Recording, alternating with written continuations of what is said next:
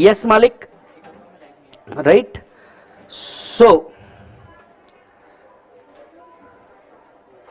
Yes, अच्छा, good afternoon.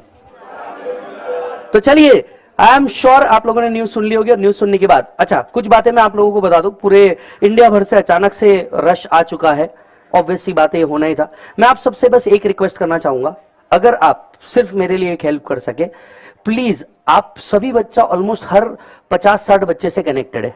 एक दिन आपके सोशल मीडिया का सही इस्तेमाल करके किसी को अगर आप एजुकेशन का गिफ्ट दे सकते हैं तो उनको जरूर दीजिए।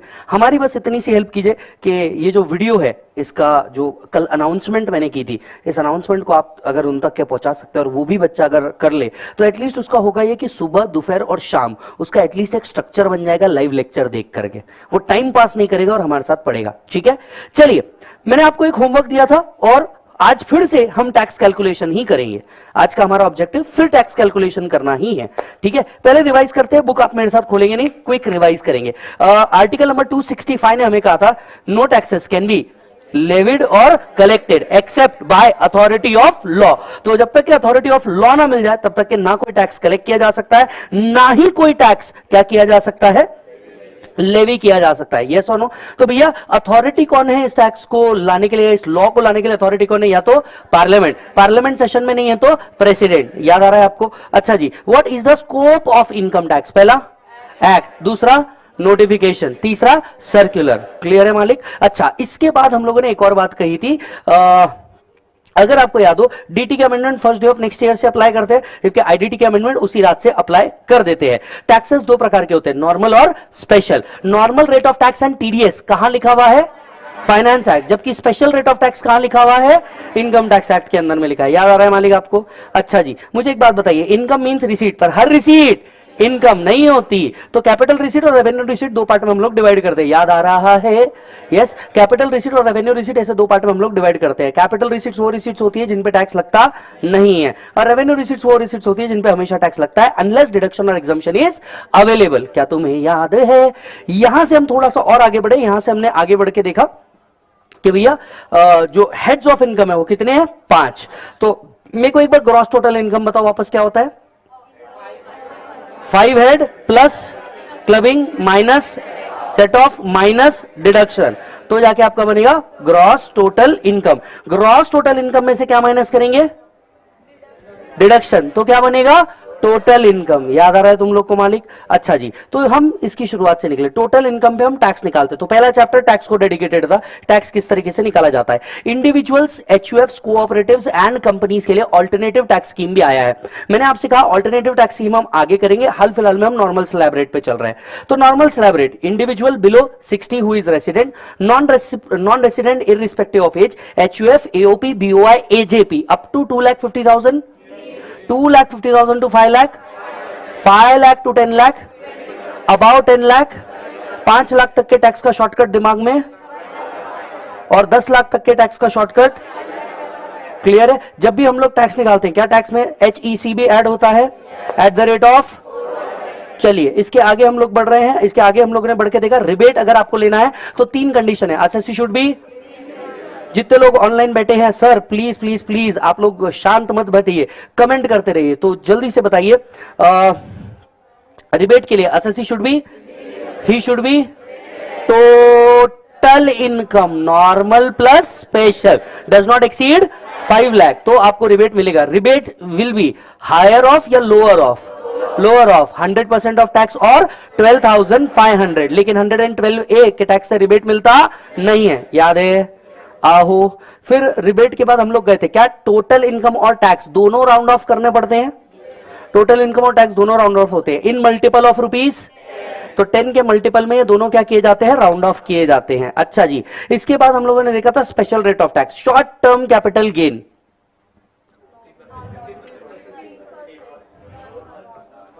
क्या गलती कर रहे हो?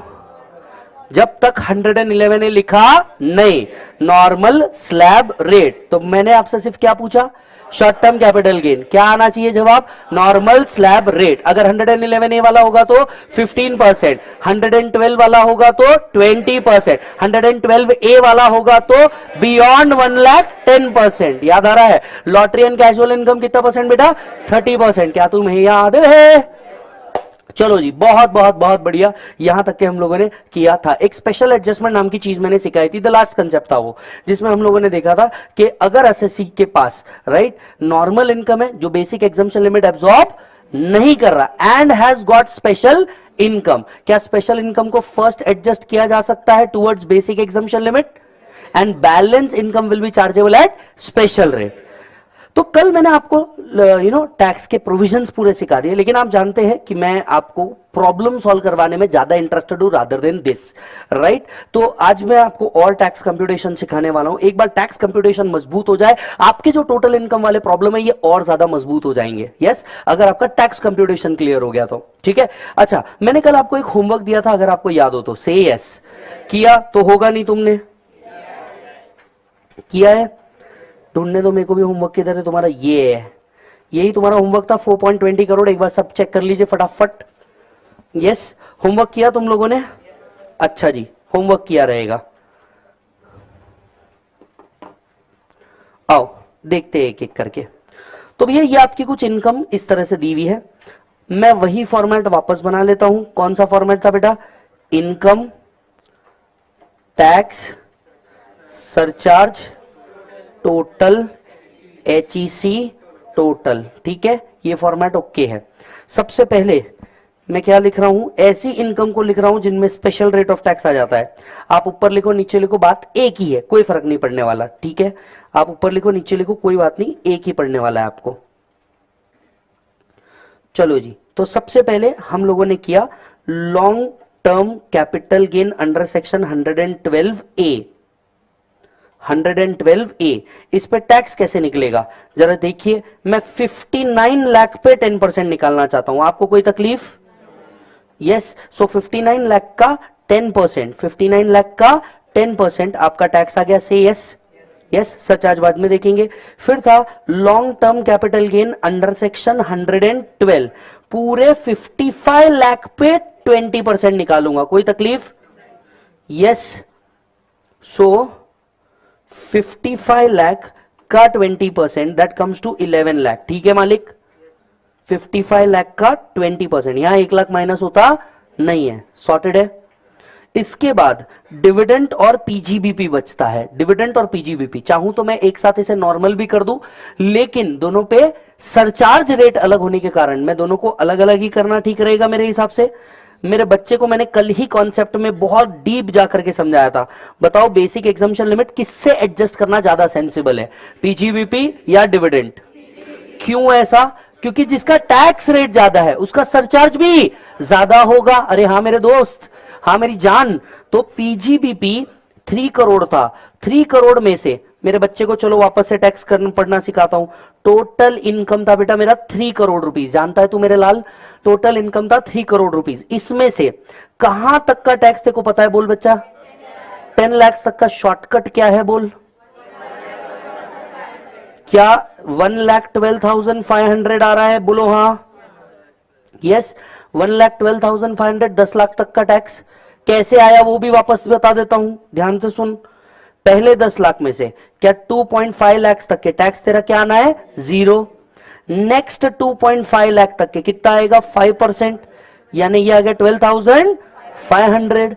नेक्स्ट 5 लाख के ऊपर कितना परसेंट आएगा बेटा, 20%, ये कितना आ गया बेटा, 1 लाख। टोटल 1,12,500। यानी क्या हम बेसिक एग्जम्पशन लिमिट भी कंसिडर कर रहे हैं? यानी क्या हम बेसिक एग्जम्पशन लिमिट भी कंसिडर कर रहे हैं? ठीक है। 2.90 करोड़ पे कितने परसेंट लगेगा बेटा, 30%।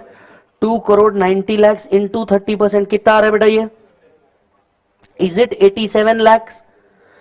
टोटल 88,12,500। एवरीवन पक्की बात मेरे दोस्त? चलो इसके बाद डिविडेंड। अब आप मुझे बताइए डिविडेंड पे क्या अलग से एक और बार बेसिक एग्जम्पशन लिमिट दूं या डायरेक्टली 30% से टैक्स करूं? So should I directly deduct 30%? Should I directly apply 30% or not? Yes. So dividend 5 lakh rupees, 5 lakh into 30% directly. Is it 1,50,000? Yes. Now my friends, you tell me what is the surcharge rate? Surcharge rate on long term capital gain under 112A? 15%. 112. Is it the amendment? Is it the amendment, bro? Yes, the maximum surcharge rate on dividend and capital gains will be restricted to 15%. Yes, so my friends, यहां पे आएगा 15%, ठीक है, यहां पे आएगा 15%, यहां कुछ समझ नहीं आ रहा कितना आएगा, 25 और 15, 25, बिकॉज क्या मेरा अदर इनकम ही ऑलरेडी 2 करोड़ के ऊपर है? अगर मेरा अदर इनकम ही 2 करोड़ रुपए के ऊपर है तो क्या 25% आएगा मालिक?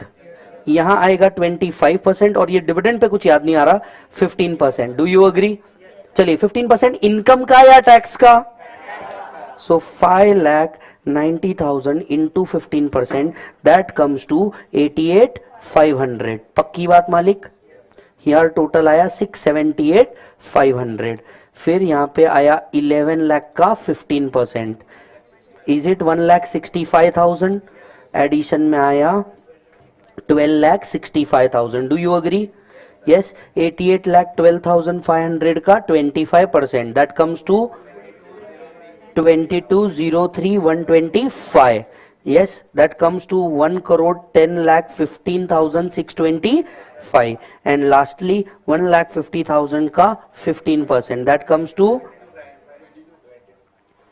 1,50,000 का 15%, 22,500 bro.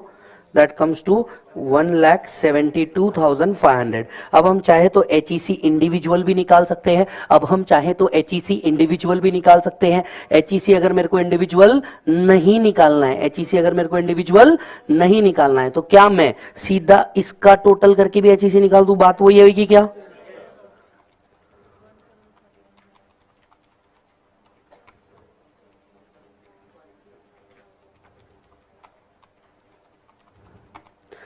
Thus this comes to 1,31,31,625 है ना, into 4%,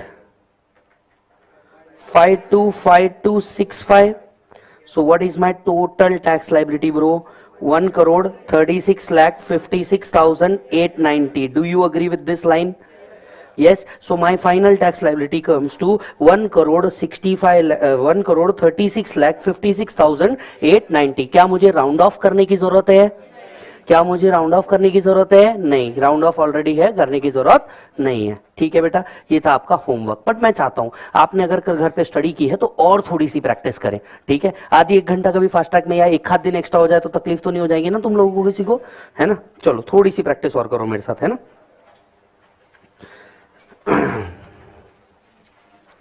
एग्जाम्पल लिखो मिक्स्ड. अब इसमें किसी भी कंसेप्ट का प्रॉब्लम आ सकता है. तुमने अपना अगर पढ़ के आए होंगे मालिक, तुमने अपना कल अपना 100% दिया होगा तो तुम इसका जवाब जरूर दोगे. अब ये मिक्स्ड प्रॉब्लम है, ध्यान से सुनना. पहला, PGBP 6 crore, long term capital gain under section 112 50 lakh,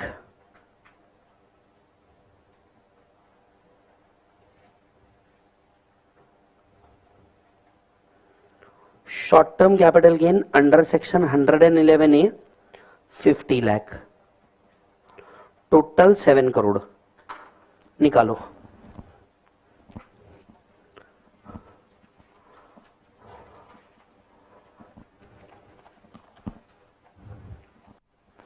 Your time starts now.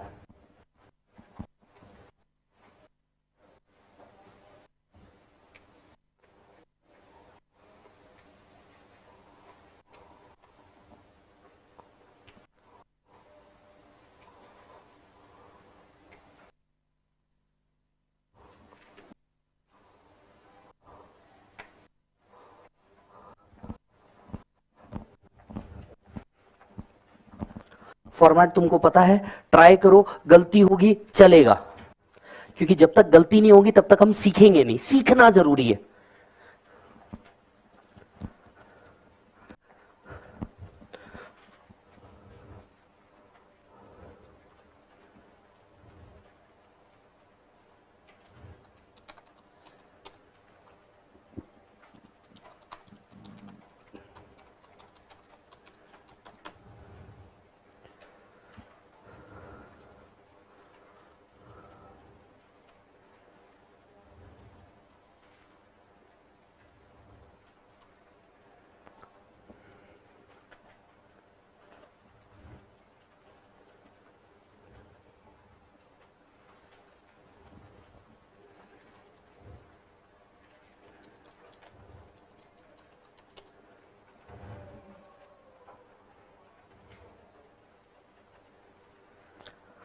हाँ, कम ऑन, टाइम बाउंड तरीके से थोड़ा सा स्पीड बढ़ाओ, टाइम बाउंड तरीके से काम करो।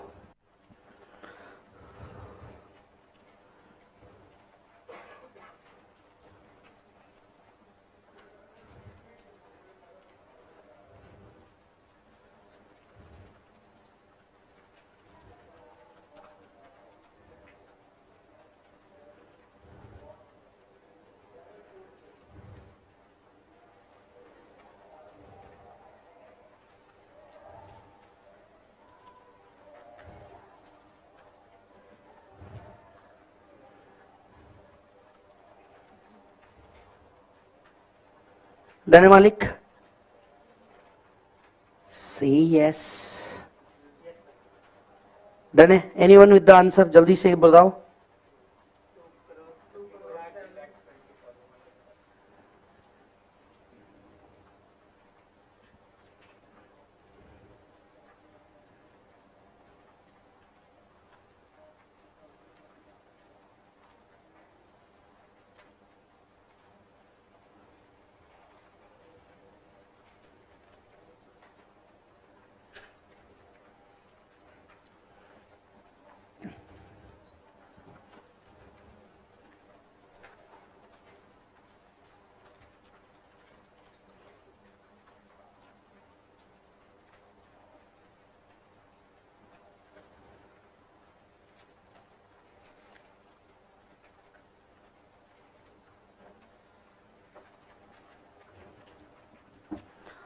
हाँ जी, so what is the answer?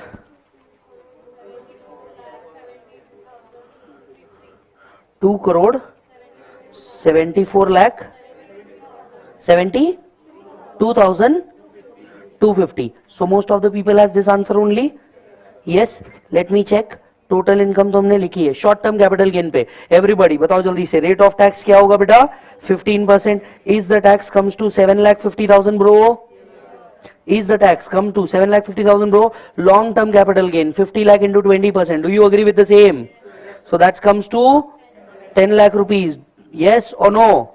6 crore के ऊपर टैक्स निकालना, ये सबसे इंपॉर्टेंट चीज थी। 6 करोड़ के ऊपर टैक्स निकालना। मेरे बच्चे को पता है। अब इस पे क्या टैक्स नॉर्मल तरीके से निकलेगा जैसे निकलता था? हाँ या हाँ? नॉर्मल तरीके से निकलेगा। तो क्या मेरा बच्चा जानता है 10 लाख रुपए तक का टैक्स कितना होने वाला है?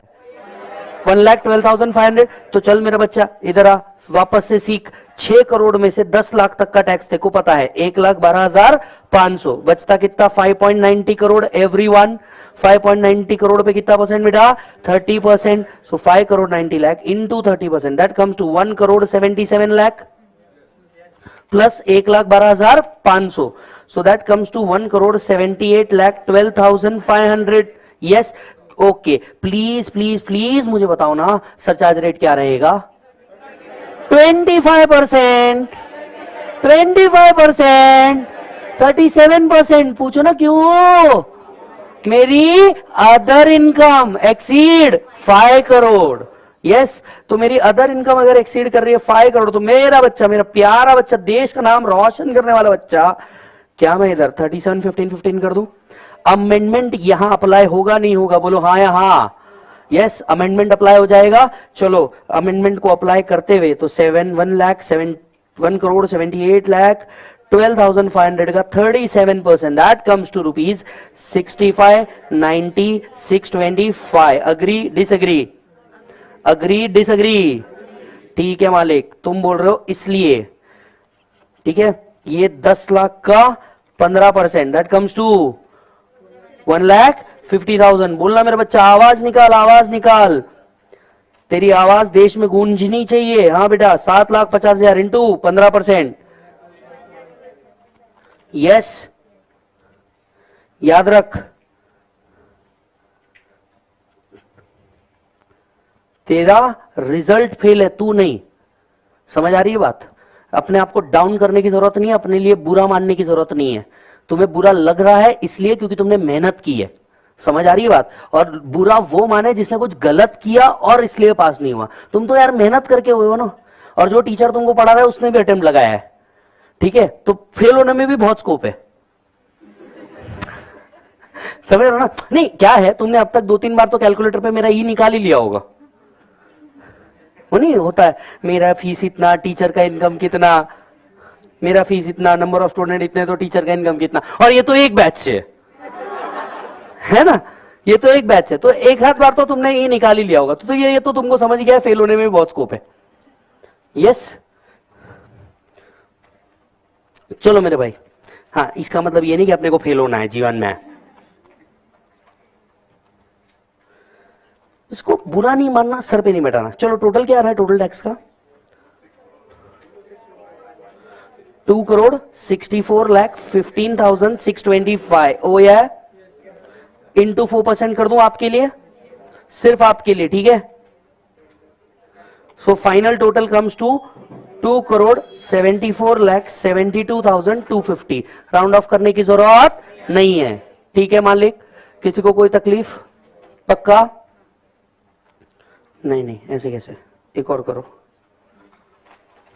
ठीक है, लिखो। किसी को कोई तकलीफ बेटा? सबको समझ में आ रहा है? पक्का? एक और एग्जांपल लिखो, चलो। PGBP 1.30 crore, long term capital gain under section 112 70 lakh, short term capital gain under section 111A 40 lakh, total 2.40 crore.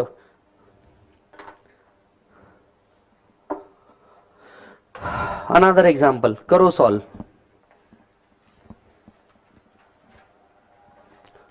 आप जितने लोग ऑनलाइन बैठे हुए हैं जल्दी से सॉल्व कीजिए, कमेंट कीजिए। आप यहां नहीं है इसका मतलब ये नहीं कि आप सॉल्व नहीं करेंगे। दूसरी बात, आप चाहते हैं आप बिल्कुल आ सकते हैं, कोई तकलीफ नहीं है, कोई भी बच्चा फेस टू फेस में आके बैठ सकता है। इनफैक्ट हमने फास्टैग फ्री कर चुके हैं, तो सब अपने हैं, पराया कोई नहीं। कोई दोस्त है घर पे टाइम पास कर रहा होगा, खिंच के मारने का, बोलने का आके बैठ चुपचाप, चल बेटा जल्दी सॉल्व कर। कुछ मिथ्स एंड फैक्ट्स क्लियर कर दूं। पहली चीज, क्या सेक्शन नंबर याद करना है? नहीं। क्या सेक्शन याद रखने जरूरी है? नहीं। शॉर्टकट लिख सकते कुछ जगह पे? यस।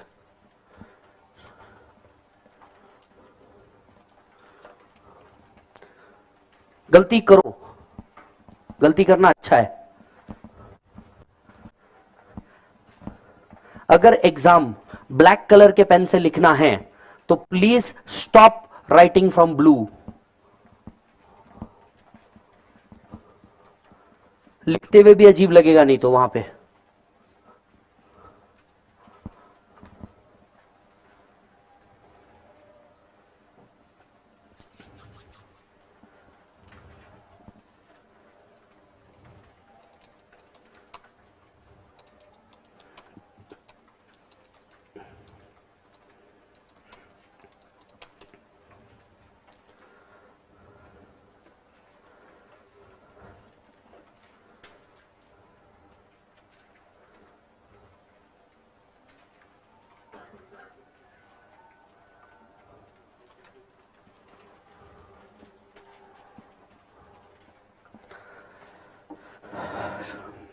Time is running.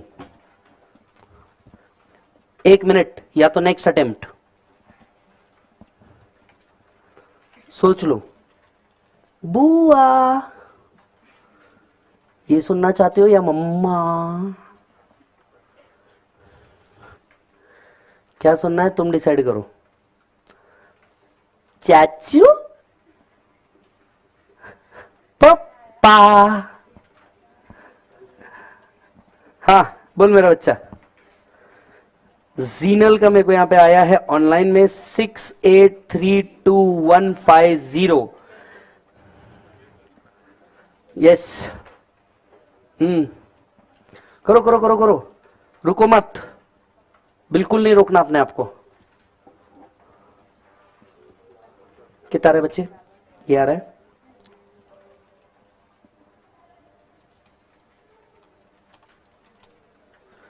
तो भैया सौरभ, सीएल लाइफ, कृष्णा, सबका जवाब यही आ रहा है।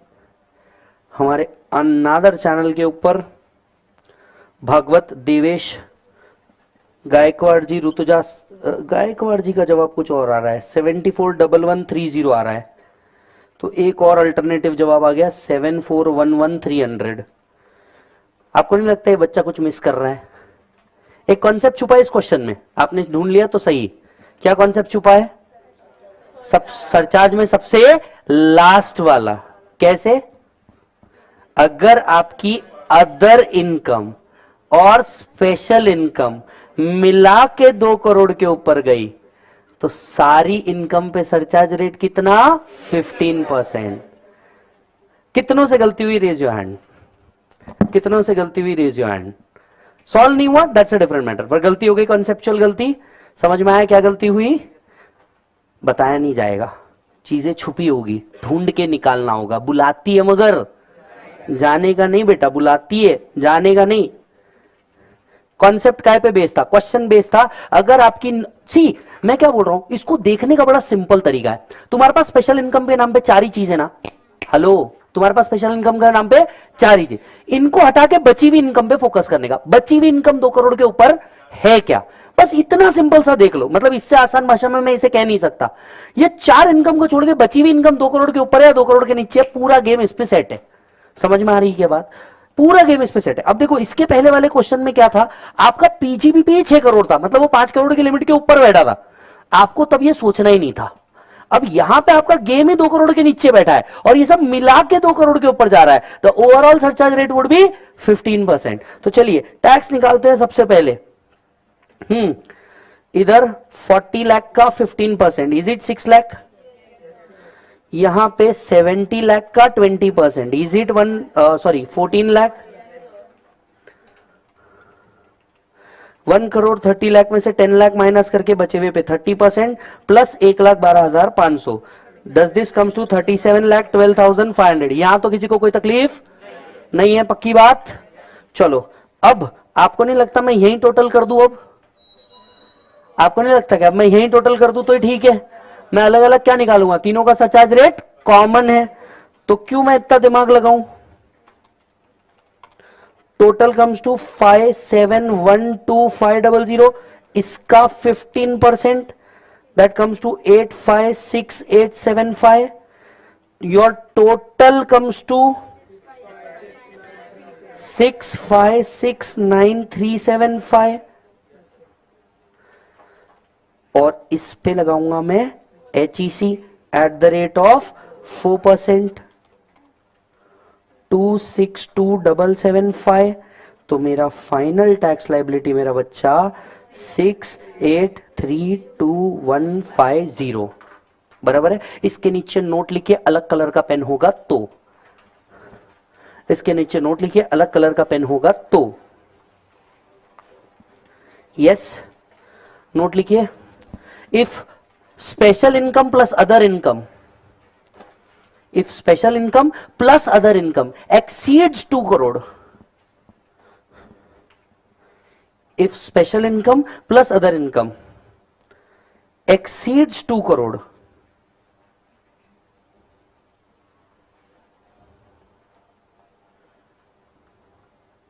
then the surcharge rate will be 15% across total income.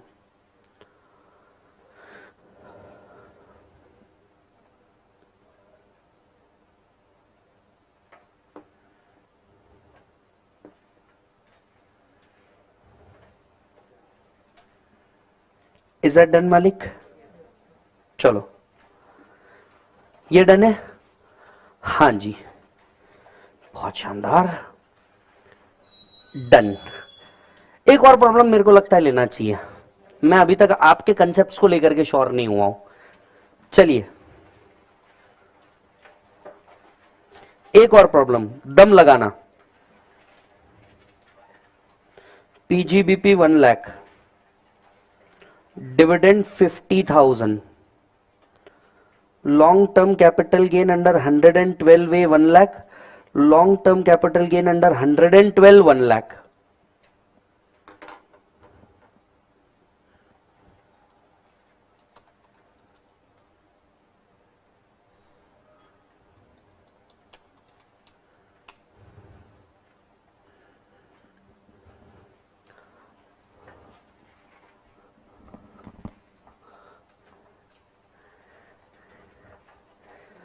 करो,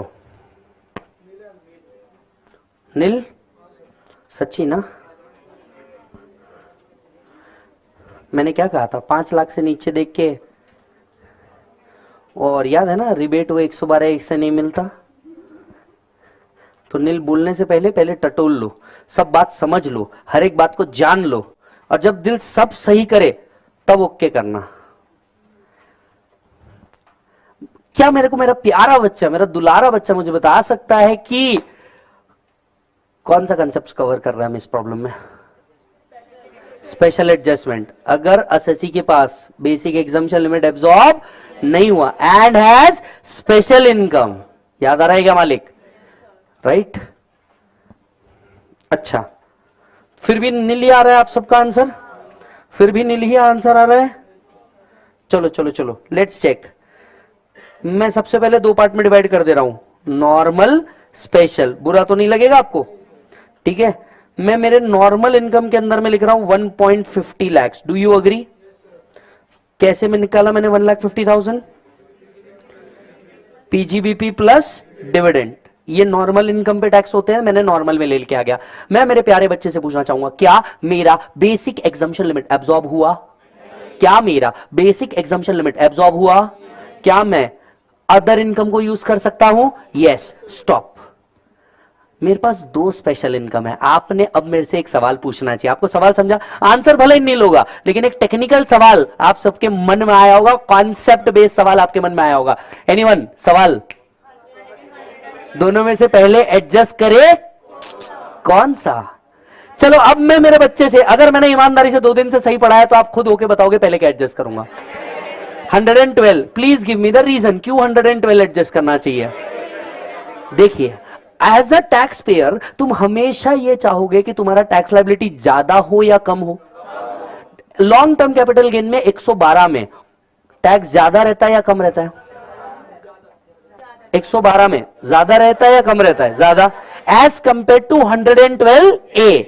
बराबर है, वो 10% है, दैट टू बियॉन्ड 1 लाख। समझ आ रही है बात? तो अगर मुझे मेरे क्लाइंट का ओवरऑल टैक्स लायबिलिटी कम करना है, पहले मैं ये पूरे 1 लाख रुपए इधर एडजस्ट कर दूंगा।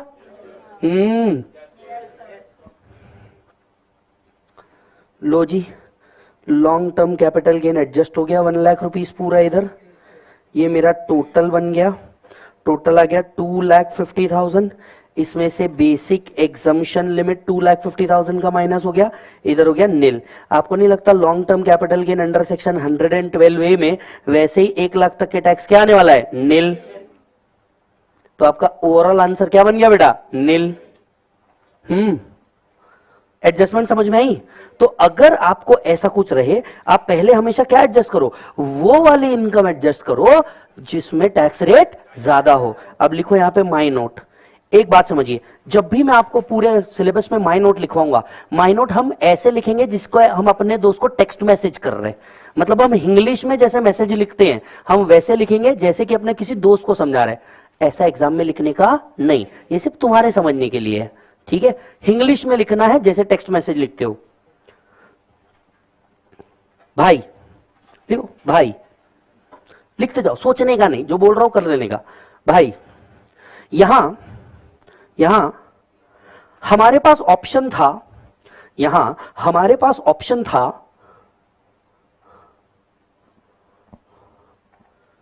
कि हम 112 एंड 112A 112 एंड 112A दोनों में से कुछ भी एडजस्ट कर सकते हैं। 112 और 112A दोनों में से कुछ भी एडजस्ट कर सकते हैं।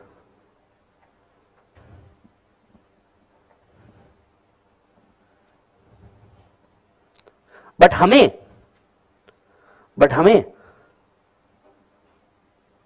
वो एडजस्ट करना चाहिए,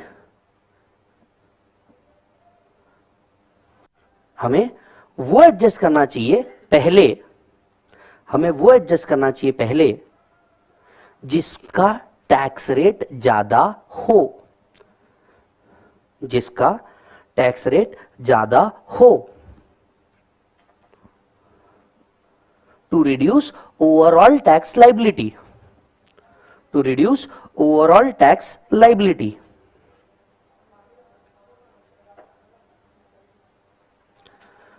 जितने बच्चे ऐसे हैं जो आज पहला दिन कर रहे हैं, प्लीज 2 दिन के पहले फास्टैग लिस्ट में अवेलेबल है, सीए विजय साडा चैनल के ऊपर जाकर के देख लीजिए, उसके बगैर मत आइएगा, क्योंकि ये सब लिंकिंग चल रहा है। तो हो सकता है आपका पहला दिन हो तो आप बोले क्या जीवन में क्या क्या क्या, पहले 2 दिन हो चुके हैं, तो आज तीसरा दिन है जब हम ये सारी चीजें कर रहे हैं। डन है, समझ में आया? आपको नहीं लगता ये जो पर्सनलाइज नोट्स रहते हैं ये सबसे अच्छे रहते जीवन में, अपने को कुछ समझ में आता क्या लिखा है। मैं आपसे अब एक ओरल सवाल पूछने वाला हूं, सब बच्चों से एक्सपेक्टेड है जवाब दे। सपोज यहां पे अगर 112 भी होता, 111 ए भी होता और 112 ए भी होता, मेरा बच्चा पहले क्या एडजस्ट करता? मतलब अगर मान लो इसी क्वेश्चन को मैं आपसे ऐसा पूछना चाहूं कि आपके पास 111 ए भी है, 112 भी और 112 ए भी है, what is the first priority you will go? Why? Tax rate ज्यादा है। दूसरा 111 A, this should be the second priority and obviously this will be the last priority. आहो, किसी नालायक के मन में एक और सवाल आ रहा होगा, सर अगर सिर्फ 112 ए ही होता तो क्या हम पूरा 1 लाख रुपए एडजस्ट कर देते बेसिक एग्जम्पशन लिमिट में? सपोज 112 ए 2 लाख रुपीज है, और आपका पीजीबीपी जो है ये 2 लाख रुपीज है। अब आप मुझे बता सकते हैं टैक्स कैसे निकलेगा?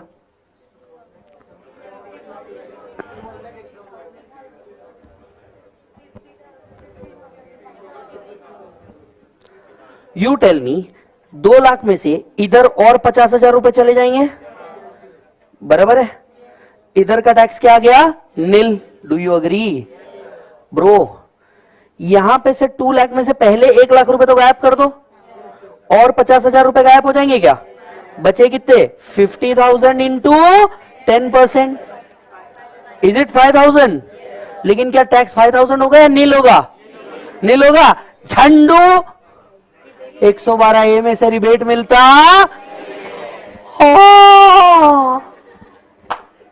समझ में आया क्या गड़बड़ किया तूने फिर से? तुम ना भावनाओं में बह जाते हो, तुम ना भावनाओं में बह जाते हो। समझ में आया तुमने क्या गड़बड़ किया? वापस से सुनो इस क्वेश्चन को, अल्टीमेट क्वेश्चन था। जो दोस्त नहीं आ रहा ना, हाँ अपन तो कर लेंगे, सब आता, उसको बोलना झंडू इधर ले, ये कर बोलना। पीजीबीपी 2 लाख, बात समझना, हेलो आंखें इधर, पीजीबीपी 2 लाख, 2 लाख। अब क्या बेसिक एग्जम्पशन लिमिट एब्सॉर्ब हुआ? नहीं। क्या 112 ए है? हाँ। क्या एडजस्ट हो सकता है? हाँ। इधर 50,000 गए, इधर का टैक्स आ गया नील। डू यू अग्री हाँ या हाँ? अरे डू यू अग्री हाँ या हाँ? 2 लाख में से 1 लाख तक के तो वैसे ही टैक्स नहीं लगता, 50,000 ऊपर भेज दिया हमने, बचे कितने? 50,000, 50,000 पे 10%। अब बच्चा क्या सोचता, चल मैं रिबेट दे दूं क्योंकि मेरी टोटल इनकम तो 5 लाख से नीचे है। लेकिन मेरे लाल, मेरे होने वाले बच्चों के चाचा, 112 ए में से रिबेट मिलता। सो यहां पे सीधा 5,000 पे क्या लगेगा बेटा? HEC@4%। समझ में आया? कलल का आंसर विल बी 5,200 रुपए। लिखो ना ये प्रॉब्लम। एक और एग्जांपल लिखो, PGBP 2 lakh, 112 a long term capital gain, 112 A 2 lakh, long term capital gain under section 112 A 2 lakh.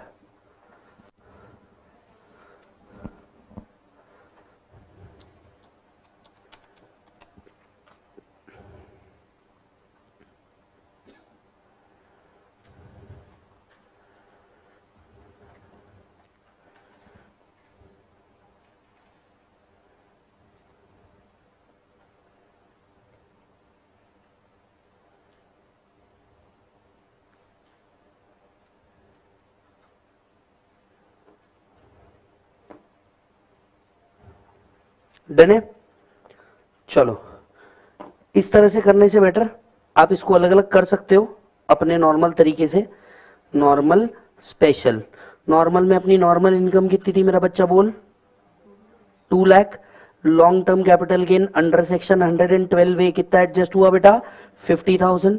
Total 2,50,000। आपका टैक्स क्या हो गया बच्चा? नील। बेटा मैं स्पीड तो नहीं जा रहा? पक्का? क्योंकि 2,50,000 तक का बेसिक एग्जम्पशन लिमिट लगेगा, नहीं होगा। अब आएगा long term capital gain under section 112 ए, कितना रुपए था बेटा? 2 लाख। ठीक है, 2 लाख में से used for basic exemption limit कितना बेटा 50,000 बचता है बेटा 1,50,000 टैक्स 50,000 इंटू 10% 5,000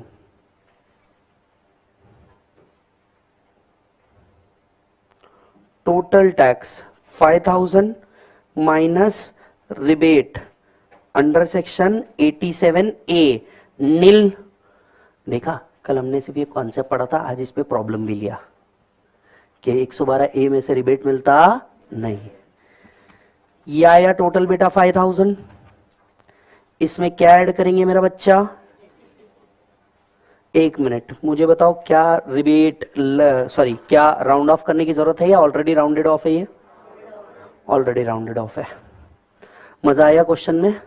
इंपॉर्टेंट मार्क करो। सिर्फ कॉन्सेप्ट बेस्ड चलाए जा रहे, एक एक एक एक एक एक। ठीक है, इस क्वेश्चन जो आपने इंपॉर्टेंट मार्क किया उसके बाजू में लिख दो, जो आपने इंपॉर्टेंट मार्क किया उसके बाजू में लिख दो 112 rebate concept plus special adjustment, 112 rebate plus special adjustment.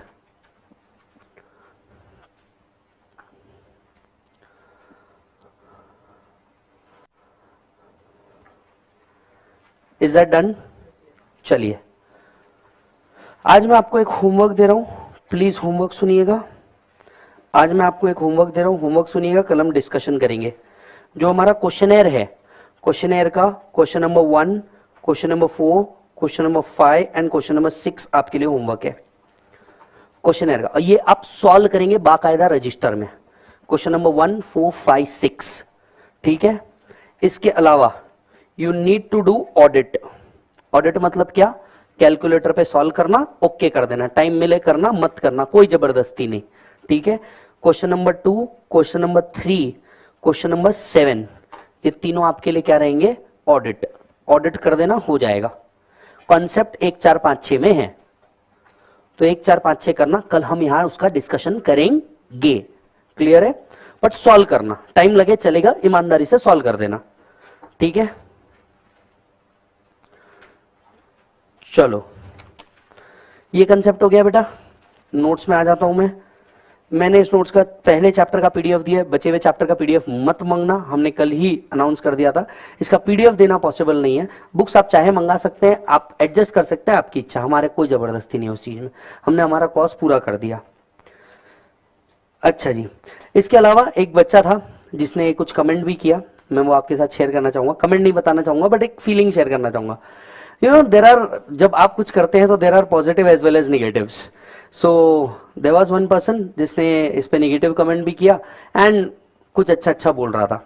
ठीक है, मैं इस चीज से आपको एक बहुत अच्छी सीख देना चाहता हूँ। सीख क्या है, मेरी बात सुनिए। कभी आपने सुना होगा हाथी चले बाजार और कुत्ते भौंके हजार।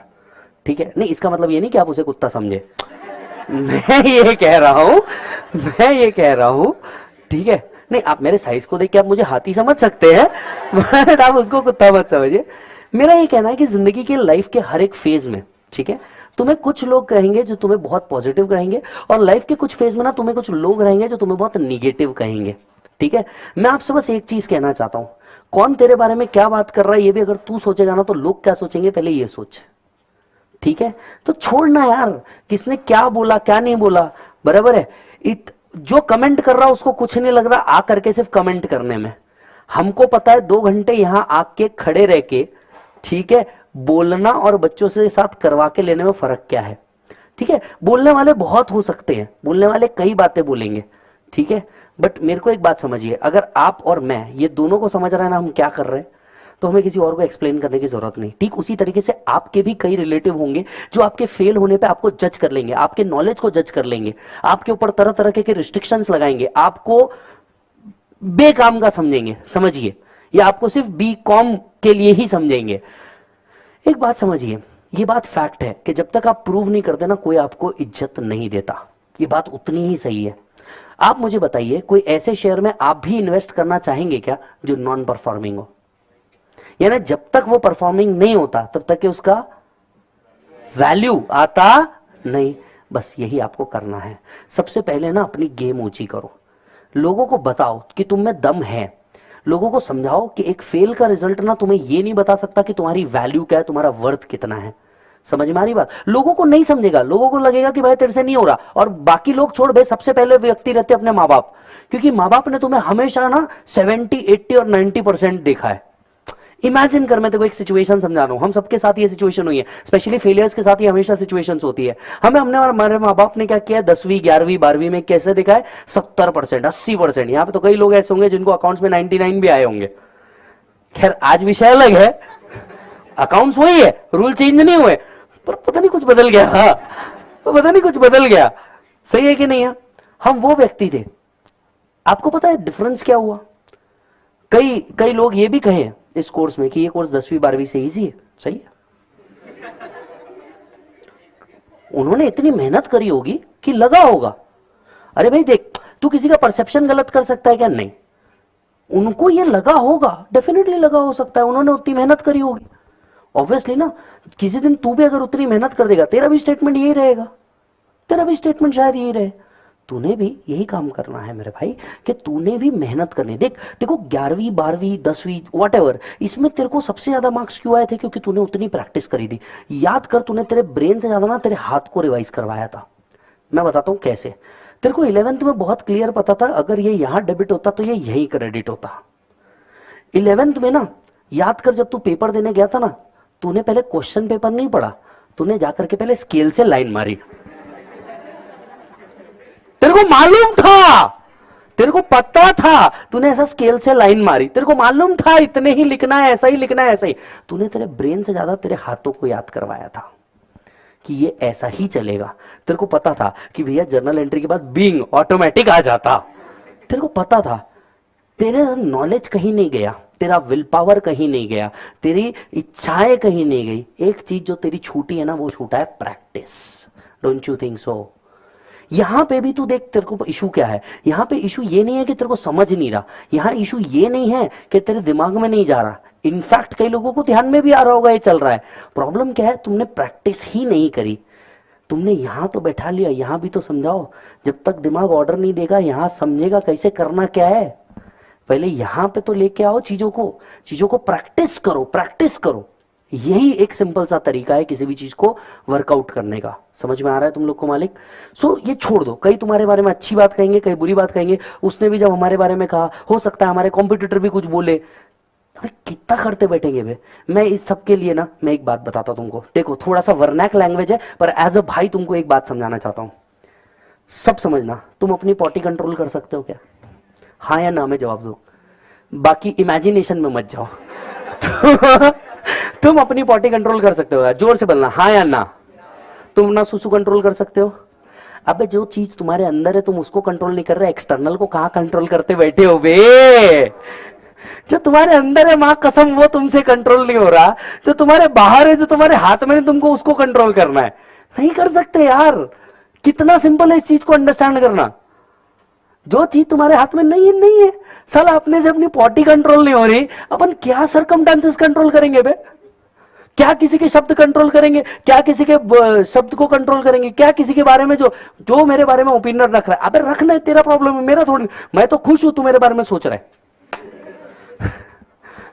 मैं तो खुश हूं तू मेरे बारे में सोच रहा है। कहां इतना दिमाग लगाते यार? तो कई लोग तुम्हारे बारे में कई बातें करेंगे। तुमने बस इस स्टेटमेंट को हमेशा याद रखना जो मैंने कहा, क्या तुम कंट्रोल कर सकते हो? नहीं ना। जब जो तुम्हारे अंदर है, विज्जू भैया बोलते हैं, जो तुम्हारे अंदर है तुम वो कंट्रोल नहीं कर सकते, तो तुम तुम्हारे बाहर की चीज कहां से कंट्रोल करोगे वे? छोड़ना, कंसेप्ट पे ध्यान दे। तू बस इस चीज के ऊपर ध्यान दे। तेरे को तेरी वैल्यू बढ़ाना है। पास या फेल का गेम है नहीं, गेम है तेरे को तेरी वैल्यू बढ़ाना। और वैल्यू कैसे बढ़ेगी? पास होकर के। दिमाग में तेरे को फेल होने का डर ज्यादा होना चाहिए पास होने से। समझ आ रही है बात? देखो, पास होने की खुशी से ज्यादा तेरे अंदर फेल होने का डर रहेगा ना, कि फिर साला एक बार बैठना पड़ेगा, फिर एक बार पढ़ना पड़ेगा, फिर एक बार लाइब्रेरी, फिर उतना ही वापस से हाइलाइटर। ये चीज से जिस दिन तूने डरना चालू कर दिया, तू मेहनत करना चालू करेगा। गेटिंग माई पॉइंट और नॉट?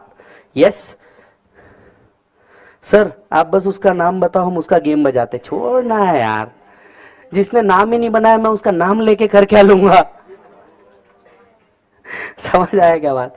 और मैं सब इन सब चीजों में नहीं पढ़ता मेरे भाई, अगर मैं इन सब चीजों में पढ़ता तो मैं इधर नहीं होता। मैं इन सब चीजों में नहीं पढ़ता, मैं सिर्फ एक चीज पे फोकस करता हूँ कि भाई अपन कैसे आगे बढ़ सकते हैं। समझ आ रहा क्या? मैंने मेरा फंडा क्या बताया, मैं मेरा बॉडी कंट्रोल कर सकते हैं, आंसर इज नो, बस खत्म हो गई बात। अपन ने ये चीजों पे दिमाग नहीं लगाने का, बाकी एक्सटर्नल तुम कितना भी दिमाग लगा लो कुछ फर्क नहीं पड़ने वाला।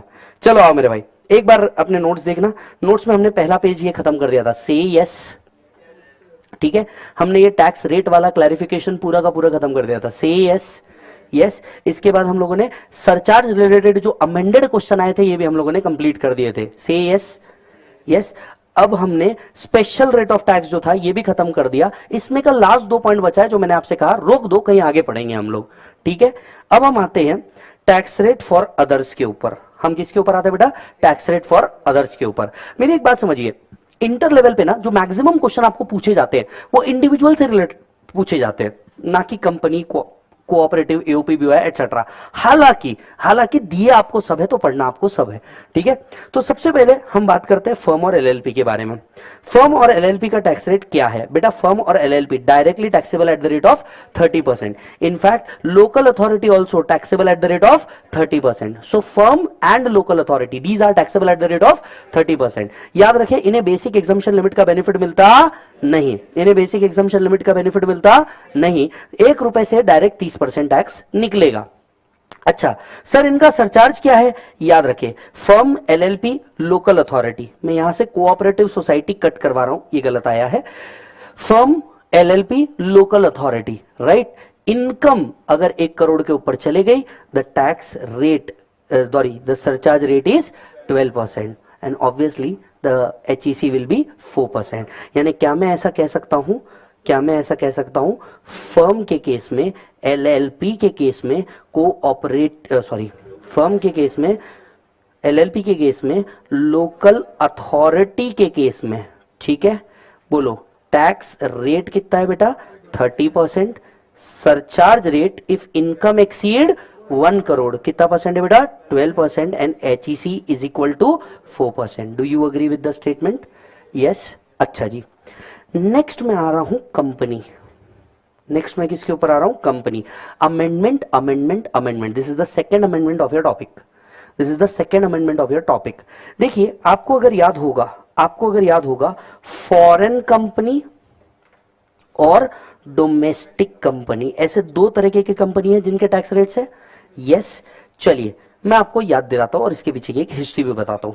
पहले हिस्ट्री समझ लीजिए तो ऐसा क्यों हुआ आपको समझ में आ जाएगा। फटाफट हिस्ट्री खत्म करूंगा, कुछ जगह पे बताना मेरे को जरूरी हो जाता है। यस, अच्छा देखिए हुआ क्या, जब 2014 में मोदी गवर्नमेंट आने वाली थी, अब की बार ऐसे स्टेटमेंट चल रहे थे, तो 2014 में मोदी गवर्नमेंट आने से पहले उन्होंने कमिट किया था कि हम कंपनी के, डोमेस्टिक कंपनी के जो टैक्स रेट थे वो 30% से 25% पे ला देंगे, ठीक है। मोदी गवर्नमेंट जब आई, पहले साल में उन्होंने 30% से 29% पे ला लिया।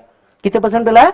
29% पे ला लिया। और उन्होंने कहा हमने जो वादा किया है हम 25% पे लाएंगे, हम लाएंगे अगले 5 सालों में, हर साल 1-1% रिड्यूस करेंगे, हर साल 1-1% रिड्यूस करेंगे। तो पहले साल लाया 29%। सारी कंपनीज खुश हो गई क्योंकि 1% से भी टैक्स रिड्यूस होना 1 करोड़ों में चल जाता है। Imagine a company like Patanjali, right, जिनकी बस कुछ ही चीजें बची है जो हर्बल नहीं है अब तक। अभी कुछ ही प्रोडक्ट है ना जैसे उनके हर्बल नहीं, फॉर एग्जांपल हर्बल रजिस्टर, हमने देखा कभी हर्बल पेंसिल, ये बची है अभी आने की। अब पतंजलि जैसी कंपनी जिनका प्रॉफिट करोड़ों के अंदर में है, इनका 1% भी टैक्स सेविंग करोड़ों में चले जाएगा, तो उनको लिए ये बहुत अच्छी बात हुई। फिर 2 साल इन्होंने कोई टैक्स रेट कम नहीं किए, 2 साल बाद अपोजिशन पार्टी को याद आया कि इन लोगों ने कुछ वादा किया था, निभाया नहीं। उधर से दीदी चिल्लाई, ऑटो चलबे ना। ऊपर से हमारे मफलर वाले भैया भी चिल्लाए, ये गलत है, इसकी सीबीआई जांच होनी चाहिए। इधर महाराष्ट्र से भी कई लोग चिल्लाए, जर कंपनीना न्याय मिळाला नाही मारल्याशिवाय राहणार नाही। उधर नीचे से हैदराबाद से भी कई लोग चिल्लाए, Modi ji this is unconstitutional, Modi ji. अब सब टीवी पे एंकर भी चिल्ला रहे, मुझे टैक्स दो चिल्ला। द मोस्ट हैंडसम बैचलर, ये सेजल का होने वाला पति, मोस्ट हैंडसम बैचलर भी बोले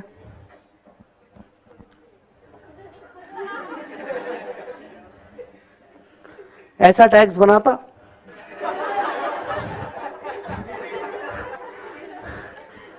दो साल इन्होंने कुछ नहीं किया। जब 2 साल इसकी आवाज उठी, जब 2 साल बाद इसकी आवाज उठी कि भैया तुमने तो वादा किया था, जो वादा किया सो निभाना पड़ेगा, तुमने तो वादा किया था, तुमने तो किया नहीं।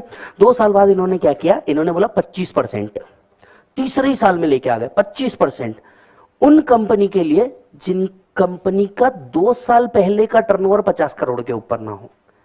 यानी उन्होंने करंट ईयर के टर्नओवर पे बात, उन्होंने बोला अगर 2 साल पहले का टर्नओवर 16-17 दैट ईयर 16-17 का टर्नओवर 50 करोड़ है तो आज टैक्स रेट 25%, नहीं तो 30% डोमेस्टिक कंपनी के लिए। सारी कंपनीज मस्त, एक नंबर। 50 करोड़ कोई टर्नओवर होता है क्या? प्रॉफिट की बात नहीं चल रही, टर्नओवर। 50 करोड़ कोई टर्नओवर होता है क्या?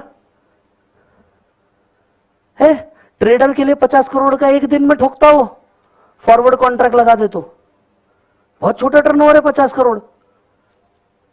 अब क्या उन्होंने बोला सबर, अगले साल बढ़ाएंगे। 2019 आया, अब बोले 2019 में आके बोलते 17-18 का टर्नओवर 250 करोड़ तक के है तो 25%, नहीं तो 30%। अब 250 crore, 250 crore is a good amount, but फिर भी जो बड़ी कंपनीज थी जिनको एक्चुअल बेनिफिट देना था, समझ रहे ना आप, वो ये 2-3 कंपनी है ना, हाँ, जिनको एक्चुअल बेनिफिट जाना था, बराबर है, उन लोगों को तो कुछ मिला ही नहीं। 250 करोड़ उनके लिए आज भी चिल्लर है। अब क्या उन्होंने बोला रुको जरा, सबर करो, अगले साल आया, उन्होंने बोला 18-19 का टर्नओवर 400 करोड़ तक के है तो 25%, नहीं तो 30%। अब थोड़ी सी राहत मिली and the then finance minister ने कहा इंडिया की 99% कंपनी लगभग इसके अंदर में कवर हो चुकी है, कुछ कंपनीज इसके बाहर है जिनके लिए हाल फिलहाल में हम कुछ नहीं करेंगे। उसके अगले साल सिर्फ ईयर चेंज किया, 400 करोड़ का टर्नओवर फिक्स रख दिया, सिर्फ ईयर चेंज कर दिया, 1920 लास्ट ईयर था, याद है आपको। इस साल भी इसको चेंज नहीं किया गया, इसका सिर्फ ईयर चेंज किया गया 2021। सो ईयर सिर्फ चेंज हुआ है। अब आप खड़े कहां हैं, प्रीवियस ईयर 22-23, पर आपको आज का टर्नओवर देखना है या 2 साल पहले की बात चल रही? 2021 में किसी का टर्नओवर अगर 400 करोड़ से कम है तो आज के लिए टैक्स रेट क्या है, 25%, otherwise the tax rate is 30%। Are you getting my point?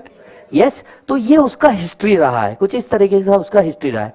अब आप ये पूछेंगे अगर कोई कंपनी 21-22 में ही रजिस्टर हुई तो उसका टर्नओवर तो 0 ही था ना, 0 इज लेस देन 400, तो 25 या 30%।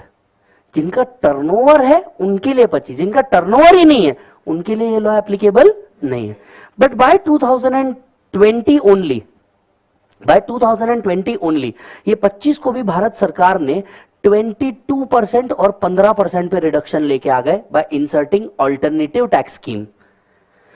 कंपनीज का जो अल्टरनेटिव टैक्स स्कीम है ये आपको इंटर लेवल पे नहीं रखा गया है, ये आपको फाइनल लेवल पे रखा गया है। इंडिविजुअल का अल्टरनेटिव टैक्स स्कीम आपको रखा गया है। आज कंपनी के जो अल्टरनेटिव टैक्स रेट्स है वो 15% भी है और 22% भी है। मतलब टेक्निकली आज कंपनी के लिए 4 टैक्स रेट है, 15, 22, 25, 30। डोमेस्टिक कंपनी के लिए 4 अलग अलग रेट है। इनफैक्ट अगर आप देखा जाए तो 15% मतलब एक इंडिविजुअल के टैक्स से भी कंपनी को टैक्स रेट कम करना पड़ रहा, in light of make in India. In light of make in India, make in India को प्रमोट करने के लिए, कंपनीज एज ऑर्गेनाइजेशन को प्रमोट करने के लिए उन्होंने क्या किया, उन्होंने बोला भैया इनका टैक्स रेट ही इतना कम कर दो कि कोई भी व्यक्ति बिजनेस करने के लिए मोटिवेट हो, और जब जीडीपी बढ़ेगा तब इंडिया क्या करेगा, ग्रोथ कर पाएगा। Are you getting my point? Yes. तो इस लॉजिक से उन्होंने क्या किया, कि कंपनीज को अलग अलग टैक्स रेट दिए। अब अगर आप अपना मॉड्यूल खोल करके देखेंगे इंटर लेवल पे तो उन्होंने आपको 115 BAA और BAB ऐसे 2 अल्टरनेटिव टैक्स स्कीम के बारे में एक ब्रीफ पैराग्राफ दिया है, पर उन्होंने एक्सप्लेनेशन नहीं दिया और कह दिया कि ये कंटेंट आप कहां पढ़ेंगे, final. Are you getting my point? Yes. हाँ जी। तो डोमेस्टिक कंपनी के आज 2 पार्ट, जिसका टर्नओवर इन बोलो बेटा कौन से ईयर की बात चल रही? यहां पहले क्या लिखा होता था 1920, अब क्या लिख दिया 2021. सो अमेंडमेंट इतना ही है, 2021 कर दिया इसको. तो हाँ जी, जिनका turnover in the previous year 2021 is up to 400 crore है, और यहां पे आ गई अदर कंपनी. हाँ जी बताइए, अगर इनका इनकम अप टू 1 करोड़ है तो 25% plus 4%. Do you agree? Surcharge लगने वाला नहीं है. कंपनी के केस में सरचार्ज तब लगता है जब इनकम एक्सीड 1 करोड़. अगर कंपनी का इनकम 1 करोड़ से 10 करोड़ है, क्या मैं कह सकता हूं 25%? Can anybody please tell me surcharge rate? Is it 12%? Very good, बहुत गलत. 7% प्लस 4%. 1 करोड़ से 10 करोड़ के बीच में कंपनी का सरचार्ज रेट कितना परसेंट है बेटा? 7%. एंड अगर आपकी इनकम कितने से ऊपर जा रही है? 10 करोड़ से ऊपर जा रही है तो 25% plus 12% plus 4%. Do you agree? Yes. यही अगर अदर कंपनी रही तो 30% प्लस 4%, 30% प्लस 7% प्लस 4%. हम डोमेस्टिक कंपनी के अंदर में 2 नहीं, 30% plus 12% plus 4%. Are you getting my point? History समझ में आ रही है? लॉजिक समझ में आ रहा है? ठीक है. फॉरेन कंपनी के लिए 40% प्लस 4%. फॉरेन कंपनी के लिए जो टैक्स रेट है ये कितना रखा गया है बेटा? 40%. यही इनकम अगर 1 करोड़ से 10 करोड़ रही, surcharge is 2%. So foreign company और डोमेस्टिक कंपनी का सरचार्ज रेट डिफरेंट है. 1 करोड़ से ऊपर अगर इनकम जाती है, डोमेस्टिक कंपनी के लिए सरचार्ज इज 7%, फॉरेन कंपनी के लिए surcharge is 2%. And 40% plus 5% plus 4%. Do you agree? लिखना चाहते तो लिख सकते हैं, नहीं लिखना चाहते तो कोई प्रॉब्लम नहीं है. यहां पे सब लिखा है, एक बार बस चेक कर लीजिए. Domestic company 25%, other company 30%, foreign company 40%. Domestic company इसके लिए अप टू 1 करोड़ नील, 1 से 10 करोड़ 7%, अबाउट 10 करोड़ 12%. यही फॉरेन कंपनी के लिए 2 and 5%. Are you getting the point? Yes और नो? लिखना है ये? लिख लो.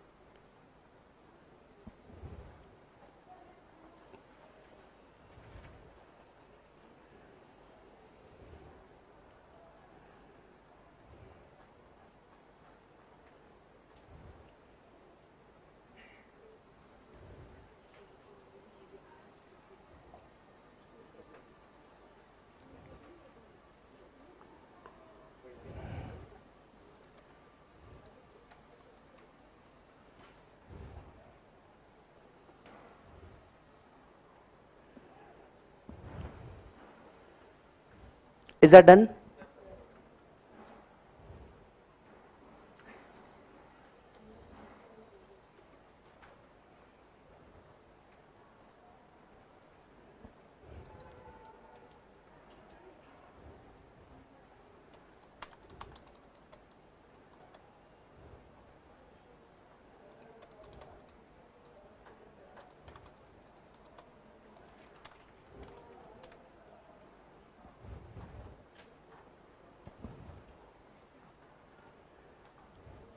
यस, एक लड़की है ऑनलाइन फाइल करके, आई एम सॉरी मजाक ही कर रही है, कहती है sir I love you please marry me. I am sure बेटा, बट आप प्लीज एडवांस बुकिंग करके रखिए, हमारे नेक्स्ट बैच के जैसे अगले जन्म में हम ये जरूर करेंगे। I am already married, yes with a kid, so with a kid from officially, मतलब तो आप एडवांस बुकिंग करके रख सकते हैं, जिस तरीके से आप रेगुलर बैच के जो बुकिंग्स हैं हमारे फरवरी में जो चालू होने वाले हैं इनडायरेक्ट मार्केटिंग उसका एडवांस बुकिंग जैसे होता है, एडवांस बुकिंग करके रखिए। Yes, but that's so nice of you, I am sure. Yes, चलो आओ। डोमेस्टिक कंपनी का क्लियर हो गया मालिक? यस। अच्छा, वो जो कमेंट मैंने दिया है, मार्केटिंग टीम से रिक्वेस्ट है प्लीज ये कमेंट को डिलीट करें, मेरी धर्म वाली पत्नी अगर देखेगी तो समझ रहे ना आप, घर पे रहना पड़ता भाई, घर भी मेरे नाम से नहीं उसके नाम से है, किधर जाएगा मैं? हाँ ऐसे टैक्स प्लानिंग ही है और क्या, सही है कि नहीं? इतना तो करना पड़ेगा ना यार, आप अपन ही टैक्स पे करने लग गए तो क्या होगा जीवन में। यस, चलो अच्छा, अब आते हैं कोऑपरेटिव सोसाइटी। अरे एक मिनट, इसके नीचे ना एक और पॉइंट लिखिए, company has a option to पे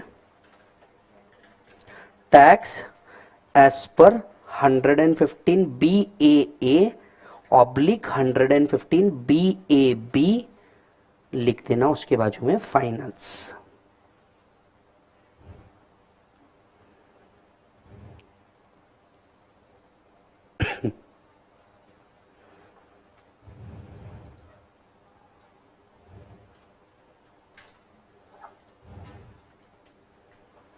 Is that done?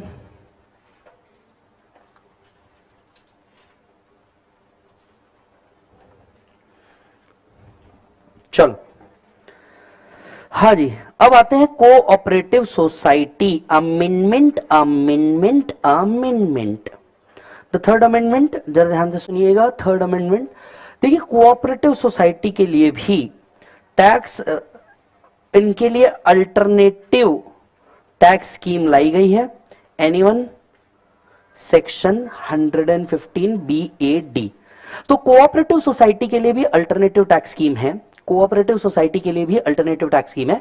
इस अल्टरनेटिव टैक्स स्कीम को हम कहते हैं 115 BAD, कवर्ड अहेड। ये है आपको कवर्ड अहेड, राइट? तो टेक्निकली इंडिविजुअल के लिए, कोऑपरेटिव के लिए और कंपनी के लिए, तीनों के लिए आपके पास अल्टरनेटिव टैक्स स्कीम है, लेकिन इसमें से पढ़ना आपको कितनी है? सिर्फ 2। क्लियर है मालिक? कंपनी का आपको फाइनल में पढ़ना है। यस, तो जब आप मेरे साथ फाइनल में होंगे तब मैं आपको वो आराम से समझाऊंगा। अभी आते हैं इधर, कोऑपरेटिव के लिए टैक्स रेट्स क्या थे? कोऑपरेटिव के लिए टैक्स रेट्स क्या थे? याद करके देखो बेटा, कोऑपरेटिव के लिए टैक्स रेट्स थे on the first 10,000 10%। Cooperative society जो है, इसकी पहले 10,000 के ऊपर टैक्स रेट कितना है बेटा? 10%।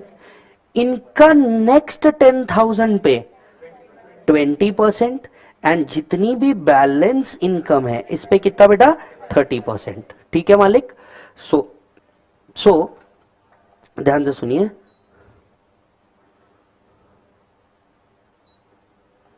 इनका टैक्स रेट था पहले 10,000 पे 10%, दूसरे 10,000 पे 20%, और बैलेंस के ऊपर कितना बेटा? 30%। HEC obviously eight the rate of 4%। ठीक है, अगर इनकी इनकम 1 करोड़ रुपए के ऊपर चले जाती थी तो इनका सरचार्ज रेट हुआ करता था 12%, है ना? प्लस HEC जो हुआ करता था ये एट द रेट ऑफ 4%। कहां बदल गया? सरचार्ज बदल गया। अब जो ये सरचार्ज है, पहले ये हुआ करता था 1 करोड़ के ऊपर 12%, अब ये सरचार्ज बदल गया, अब सरचार्ज हो गया 1 से 10 करोड़ के बीच में 7%, एंड अबाव 10 करोड़ पे 12%। इन शॉर्ट, अब इनका सरचार्ज लाइक डोमेस्टिक कंपनी हो गया। अमेंडमेंट समझ में आ रहा है सभी को? हाँ या ना? राइट? तो पहले क्या हुआ करता था? कोऑपरेटिव का जो सरचार्ज रेट हुआ करता था, ये हुआ करता था 1 करोड़ से ऊपर गया तो 12%। अब इन्होंने क्या कर दिया है? 1 करोड़ से 10 करोड़ के ब्रैकेट में 7%, अबाव 10 करोड़ ब्रैकेट 12%। अमेंडमेंट समझ में आ रहा है सभी को? अमेंडमेंट समझ में आया मालिक सभी को? मेरे को नहीं समझ में आया। टैक्स रेट बताओ। Cooperative society normal tax rate, alternative scheme हम पढ़ेंगे आगे। नॉर्मल स्लैब रेट, पहले 10,000 कितना परसेंट बेटा? 10%। नेक्स्ट 10,000 20%, बैलेंस के ऊपर 30%। इनकम 1 करोड़ के ऊपर जाती तो 12% हुआ करता था। अब इन्होंने इंक्रीज कर दिए सरचार्ज, डिक्रीज नहीं किए, इंक्रीज कर दिए। पूछो कैसे? अरे पहले 1 करोड़ के ऊपर कितना भी जाए 12% कांस्टेंट था, अब 1 से 10 पे अलग, हम 10 से ऊपर अलग। सो 1 से 10 के बीच में 7%, 10 से ऊपर 12%, and HEC remain constant. Clear है? लिख लो बेटा।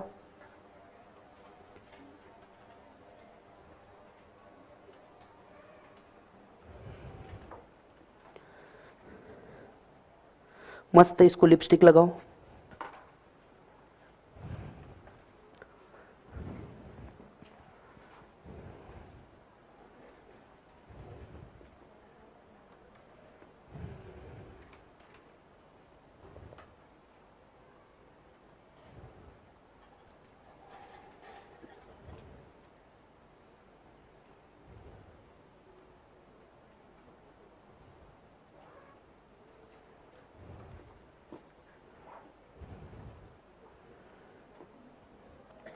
Okay, done.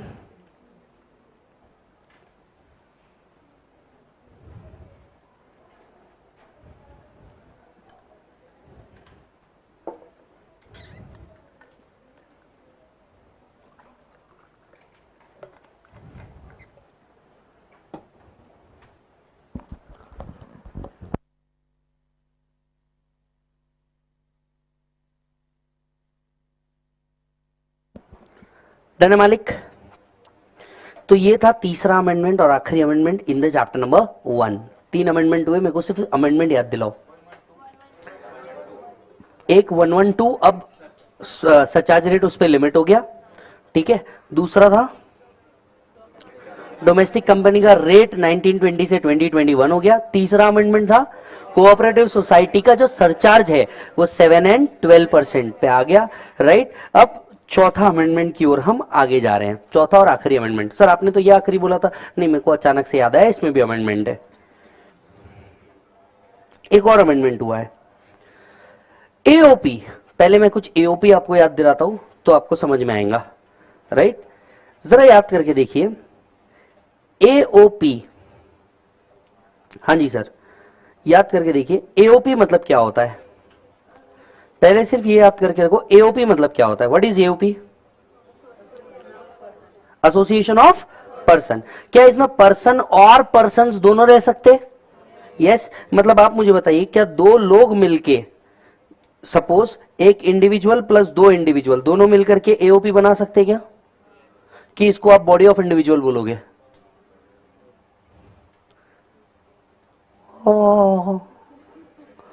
दो इंडिविजुअल मिलकर के अगर कोई एसोसिएट जॉइंट वेंचर करे, क्या करे, तो आप इसको बॉडी ऑफ इंडिविजुअल बोलोगे या एओपी बोलोगे? These are called as body of individual. ऐसा एसोसिएशन जिसमें सिर्फ इंडिविजुअल्स हो उन्हें हम क्या कहते हैं बेटा? Body of individuals.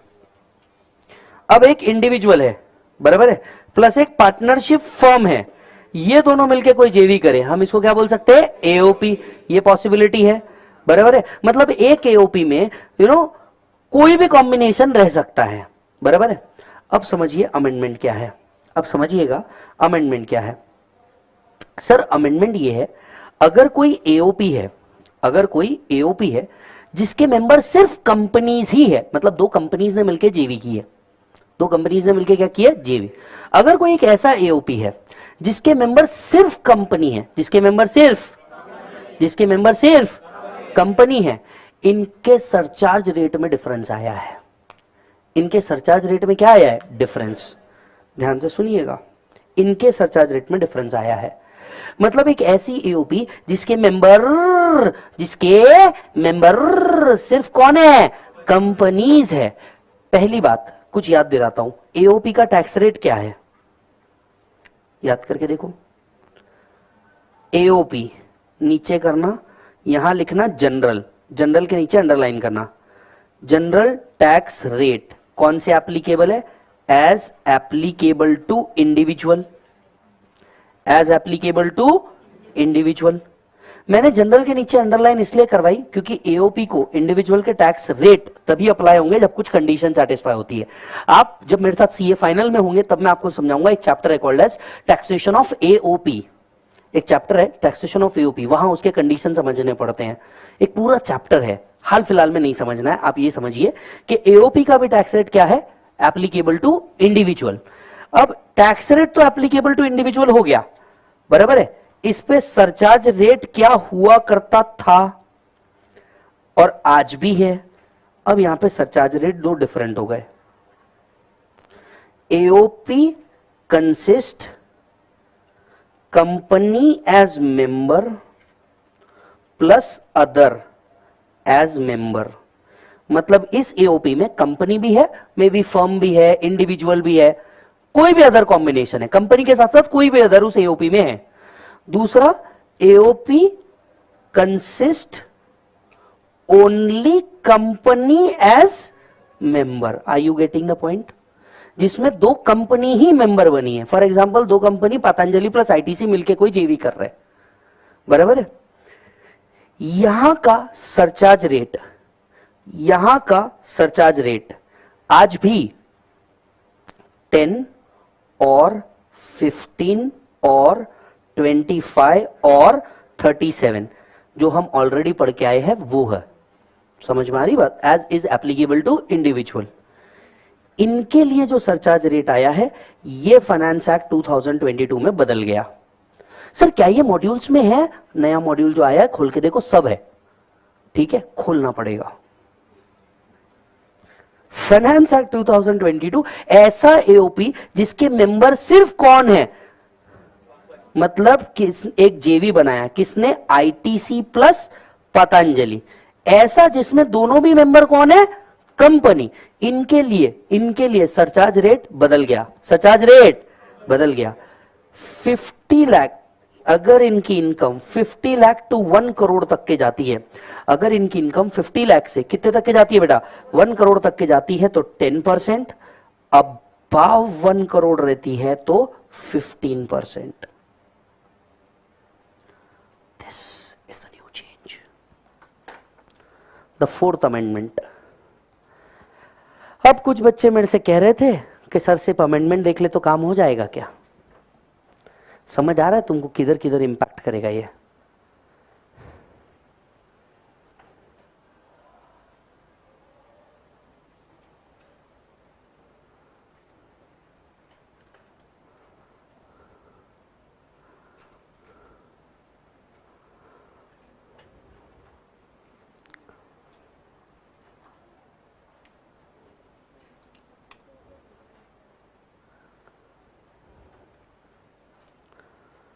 Is that done, Prabhu?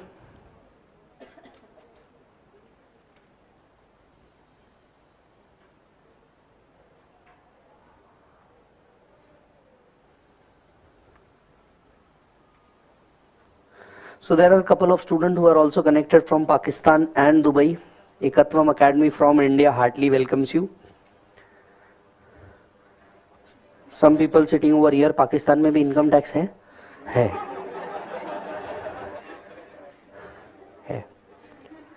Dubai में नहीं है, but there are certain students जो इंडिया या पाकिस्तान से है, who are residing in Dubai and they come to India for giving the examinations, पर दुबई में इनकम टैक्स नहीं है।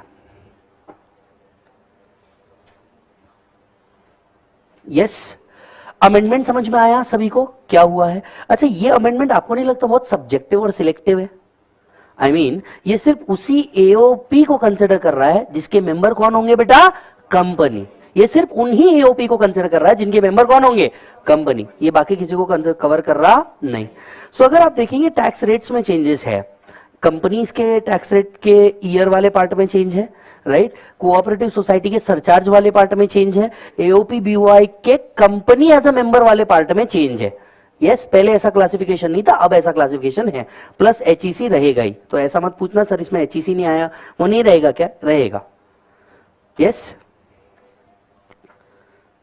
अब बताइए कोऑपरेटिव सोसाइटी का टैक्स रेट समझ में आ रहा है? फर्स्ट 10,000 पे 10%, नेक्स्ट 10,000 पे 20%, बैलेंस पे 30%। 115 बीएडी कोऑपरेटिव सोसाइटी के लिए लाया है जो कितना टैक्स रेट देता है, 22%। आगे डिस्कस करेंगे। अब ये जो अमेंडमेंट आया है मेरे बुक में डाला है, ये समझ आ रहा है क्या, जरा बताइएगा। Yes, the maximum rate of surcharge for AOP will be 15%। Clear है मालिक? चलो आते हैं लास्ट कंसेप्ट के ऊपर, marginal relief.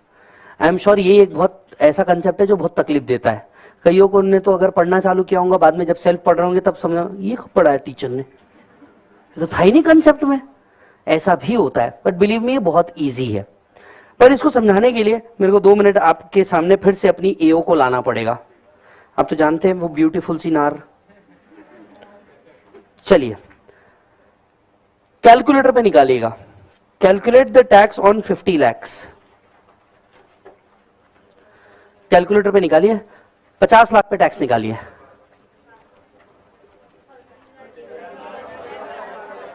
So that comes to only tax, हाँ सिर्फ टैक्स, सिर्फ टैक्स आया 13,12,500। एब्सोल्युटली करेक्ट, निकल गया पक्का। चलो 13,12,500 रुपए। इसमें सीधा सीधा एचईसी ऐड कर दूंगा जो भी आएगा, क्योंकि 50 लाख से ऊपर नहीं है, सरचार्ज लगने वाला नहीं है। करेक्ट। इसका फाइनल टैक्स आता है कुछ 13,65,000। अग्रीड? ये हो गया 13,65,000। चलिए अब 51 लाख पे ये काम कर दीजिए। फाइनल टैक्स निकालिए इंक्लूडिंग एवरीथिंग।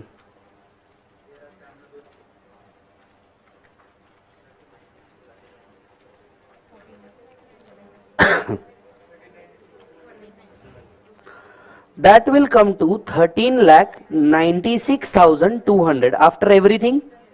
यानी आपने इस पे टैक्स निकाल दिया, आपने इस पे सरचार्ज भी निकाल दिया, आपने इस पे एचईसी भी निकाल दिया।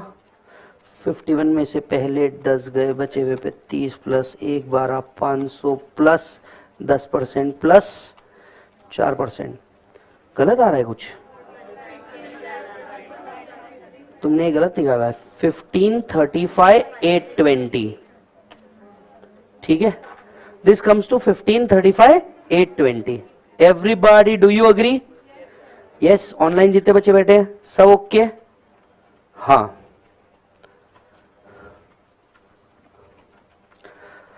कुछ बच्चे सॉफ्ट कॉपी मांग रहे हैं। बेटा इस पर्टिकुलर चैप्टर का सॉफ्ट कॉपी मेरे टेलीग्राम चैनल पे अवेलेबल है। वीडियो के डिस्क्रिप्शन में टेलीग्राम चैनल है, उसके ऊपर सब ज्वाइन कर लीजिए। यस, मैंने आप लोगों को ऑलरेडी बताया था कि कल मैं एक टेलीग्राम चैनल बना रहा हूँ पूरे फास्ट ट्रैक वालों के लिए। यस, तो ये एक टेलीग्राम चैनल ऑलरेडी बन चुका है। सिर्फ इसका लिंक आज जब आप लेक्चर खत्म हो जाएगा ना तो इस वीडियो के डिस्क्रिप्शन में आ जाएगा, उसको ज्वाइन कर लेना। ठीक है, चलो जी। अब मुझे एक बात बताइए, जब मेरी इनकम 50 लाख रुपीस थी, मेरा टैक्स था 13,65,000 रुपए, that is 13,65,000। Do you agree? Yes, हाँ या हाँ? बराबर है। मैंने 1 लाख रुपए से इनकम क्या बढ़ाई, मेरा टैक्स कितने से बढ़ा दिया आपने, जरा ये देखो। 1,70,820। एक मिनट जरा सोचिएगा और एक आम इंसान की तरह रिएक्ट कीजिएगा। मेरी इनकम कितने से बढ़ी, मेरा टैक्स कितने से बढ़ गया?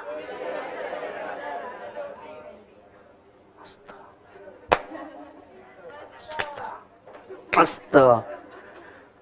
ये कौन से देश का न्याय है ये बताइए। मैंने कमाया कितना एक्स्ट्रा? 1 लाख। मेरा टैक्स कितना बढ़ गया? 1,70,000। आप पे कौन किस महान इंसान ने ये लॉ बनाया है? इमेजिन, तुमने 1 लाख कमाया, तुमको टैक्स देना है 1,70,000। समझ आ रही है बात? आदमी बोलेगा इससे अच्छा तो नहीं कमाता। एओ आएगी, एओ बोलेगी हाँ चलो लाओ, तुमने 1 लाख रुपए से आधा कमाया, 1,70,000 प्लीज दो। आपको कुछ भी पागल हो गई, गेली छोरी मेरी बात सुन, तेरा दिमाग खराब हो गया। मैंने 1 लाख कमाया, तू मेरे से मांग रही है 1,70,000। एक बार का जान मांगती आधी रात में आ जाता, तूने टैक्स मांग लिया पागल। नहीं, 1 मिनट, आधी रात में कोई आने की जरूरत नहीं है। द पॉइंट इज, मुझे ये 1 लाख कमाया, इसमें 1,70,000 आपको टैक्स देना पड़ेगा। मेरी बात समझ, कमाया 1 लाख, इस पर टैक्स दू 1,70,000। नहीं, ये कैसा लॉजिक है? I like you but as a friend. अरे मैक्सिमम टैक्स रेट, बाउलट मैक्सिमम टैक्स रेट भी 30% है, ये 170% मांग रही थी मेरे से। नहीं देखिए, लॉ ऐसा ही है, आप समझ नहीं रहे, दैट्स सरचार्ज इफेक्ट। नो देख, इफेक्ट कुछ भी हो तू इधर मत बता, समझ में आ रही बात? इफेक्ट कुछ भी हो, पर मैं इतना बेवकूफ नहीं हूं कि कमाया ही 1 लाख और देने कितने, 1,70,000। याला काय अर्थ है? ऐसा कोई लॉ बनता है क्या? इस चक्कर में तो आदमी दिखाए ना, उल्टा 1 लाख रुपए नहीं कमाता वो ज्यादा बेटर होता। वो हमेशा चिल्लाती रहती है तुम मुझे टाइम नहीं देते, I think it's not working anymore. मैं भी ये बोल रहा हूं, इट्स नॉट वर्किंग एनीमोर। इनको समझ ही नहीं आ रहा है लॉ क्या बना रहे हैं। समझ आया क्या गड़बड़ है लॉ में?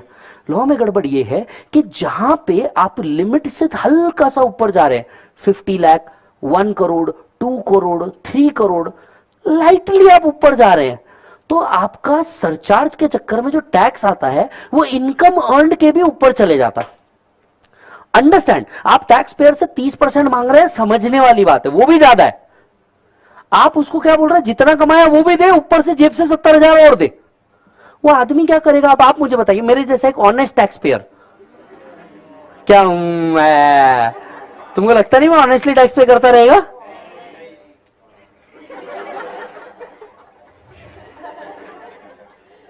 मेरे जैसा एक ऑनेस्ट टैक्स पेयर, एक tax man, law abiding citizen, ये व्यक्ति के साथ गड़बड़ क्या है? इस व्यक्ति के साथ गड़बड़ ये है, इस व्यक्ति के साथ गड़बड़ ये है। ये व्यक्ति क्या बोलेगा? ये व्यक्ति बोलेगा क्या मजाक लगा के रखे रखा, इससे अच्छा तो मैं नहीं दिखाऊं, वो 1 लाख नहीं कमाया हुआ बेटर होता। मैं मेरे घर पे जाता, घर पे जाके सुकून से बीवी बच्चों के साथ बैठता, दोस्तों के साथ घूमता, पार्टी कर लेता। ये क्या मजाक है यार? नहीं, आप जो समझे वो गलत समझे। ये क्या मजाक किया यार तुमने? अब ऐसे चीज ना हो, क्योंकि देखो ऐसे केस में अगर हुए जहां इनकम स्लाइटली कहा जा रही है सरचार्ज इंपैक्ट के कारण ऊपर जा रही है, जहां एक ऐसा इंपैक्ट आ रहा है जहां पे आपका tax payable is more than income earn, जहां आपका tax payable is more than income earn, तो ऐसे केस में मार्जिनल रिलीफ अप्लाई किया जाता है। 2-3 फैक्ट्स आपको बता दो। पॉइंट नंबर 1, मार्जिनल रिलीफ का कोई फिक्स लिमिट नहीं है कि कौन सी जगह पे आपको मार्जिनल रिलीफ मिलेगा। आपको वो हर इनकम पे ट्रायल एंड एरर करना पड़ेगा जहां पे आपका tax is not exceeding your income, where your tax is not exceeding your income. आपको ये हर जगह ये चीज करनी पड़ेगी। So point number 1, the fact number 1, there is no fix limit for that marginal relief, this change person to person. पूछो ऐसा क्यों बोला मैंने? सरचार्ज रेट ही पर्सन टू पर्सन डिफरेंट है, तो मार्जिनल रिलीफ भी हर एक के लिए अलग होगा। इससे क्या सीखे? दूसरा point, marginal relief is for every kind of person. Marginal relief is for every kind of person. Marginal relief हर तरीके के पर्सन के लिए। समझ में आ रही है बात? हाँ या ना? यस।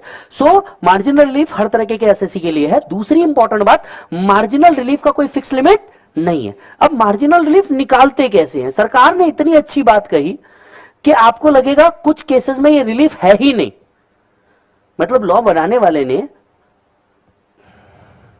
आपको लगेगा ये रिलीफ है ही नहीं। अब जब सरकार को ये समझ में आया, सरकार क्या कहती है जरा ध्यान से सुनिए। You calculate a tax up to ₹50 lakh. 50 lakh पे आप जैसे टैक्स निकालते हैं बिल्कुल वैसे ही निकालिए। तो 50 लाख तक का टैक्स आया 13,12,500। आपने खुद कैलकुलेट किया, चेक कर लो। अरे हाँ, 13,12,500 क्लियर है। इसमें ऐड कर दो आपने जितना एडिशनल इनकम अर्न किया। समझिए सर, कुछ लोगों को तो यही क्लिक हो गया ये क्यों गलत है। आपने जितना एडिशनल कमाया वो ऐड कर दो, टोटल 14,12,500। अब इसमें डायरेक्टली एचईसी लगा दो, आपको क्या करने की जरूरत नहीं, सरचार्ज करने की जरूरत नहीं। 56,500, your final answer come to 14,69,000। अगर आप टैक्स पेयर हैं, आपको लगता है रिलीफ है, अभी भी हो क्या रहा है? जितना कमाया आप एचईसी लगा के 1,04,000 ही पे करे हो। हेलो, 1 लाख तो पूरा दिया, 1 लाख पे 4% भी तो दे ही रहे हो, ये कौन सा रिलीफ हुआ? मैंने उसको बुलाया, मैंने बोला हे बेब्स इधर मार, ये कौन सा रिलीफ है? वैसे मैं लड़कियों पे हाथ नहीं उठाता, ये तमाचा तुम्हारे लिए नहीं, तुम्हारे डिपार्टमेंट के लिए था। इधर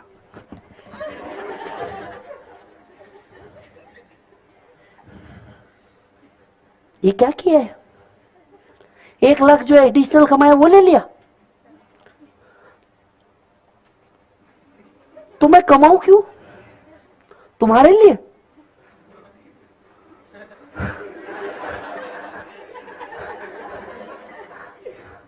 कोई सेंस है इस बात का? कोई रिलीफ है इसमें? इमेजिन क्या कर रहे हैं ये लोग। रिलीफ कहाँ है? देखिए बालों के साथ में मैंने क्लिनिक प्लस लगाया। वो अकेला ऐसा शैम्पू है जिसकी सुगंध आती है। तो नाउ द पॉइंट इज, आप पहले कितना पे कर रहे थे? 15,35,820, राइट? मैंने रिलीफ दिया, आप कितना पे कर रहे हो? 14,69,000। सी रिलीफ।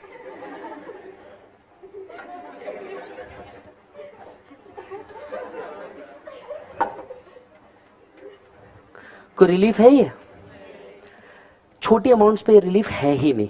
टेक्निकली जब आप 2 करोड़ 5 करोड़ के लिमिट्स क्रॉस करते हो ना, तब एक्चुअली ये रिलीफ बनता है, अदरवाइज ये रिलीफ नहीं है। समझिए बात को।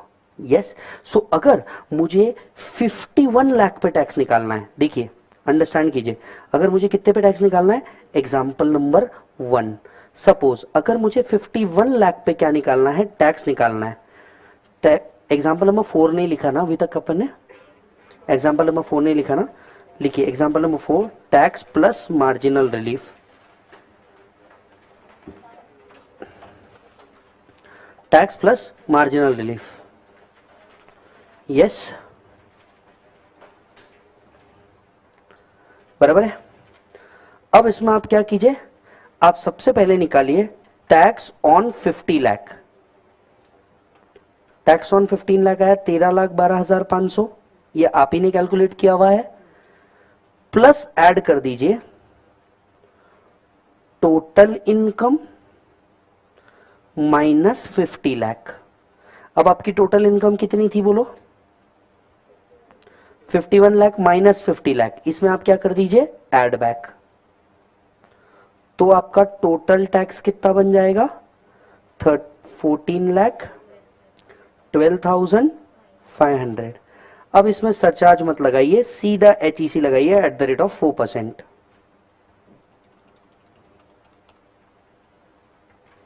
$56,500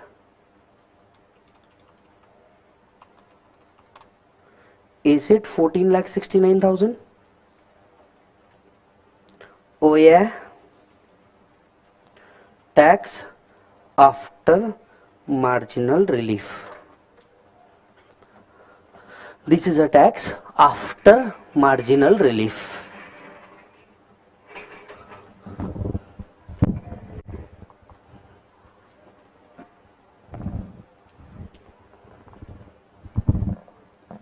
बहुत हार्ड, समझ में आया? अब मुझे एक बात बताइए, ऐसी कोई इसकी अपर लिमिट है क्या? Answer is no. We really need to check at what income marginal relief strikes. ऐसी कोई फिक्स लिमिट इसकी नहीं है। चलिए एक और एग्जांपल समझते हैं। Example number 4.2। सपोज आपका टोटल इनकम है 1 करोड़ 2 लाख। अब निकालो, बोलो बेटा। Step number 1, tax on 1 crore, do you agree? Tax on 1 crore plus total income minus 1 crore. 1 crore पे टैक्स निकालिए, जैसे आप नॉर्मल तरीके से टैक्स निकालते थे बिल्कुल वैसे ही। 1 करोड़ में से कितने लाख रुपए माइनस करेगा मेरा बच्चा? 10 लाख रुपीज बचे हुए पे 30%, तो आपका टैक्स आया 28,12,500। Do you agree my friends? Plus कितना ऐड करेंगे मेरे बच्चे, बोलिए जरा, 2 लाख। टोटल हो जाएगा 30,12,500। Do you agree? अब इसमें सरचार्ज की जगह सीधा क्या ऐड करेंगे, जी सी, कितने परसेंट के हिसाब से, 120,500, और आपका टोटल टैक्स आया आफ्टर मार्जिनल रिलीफ कितना, 31,33,000। आहा,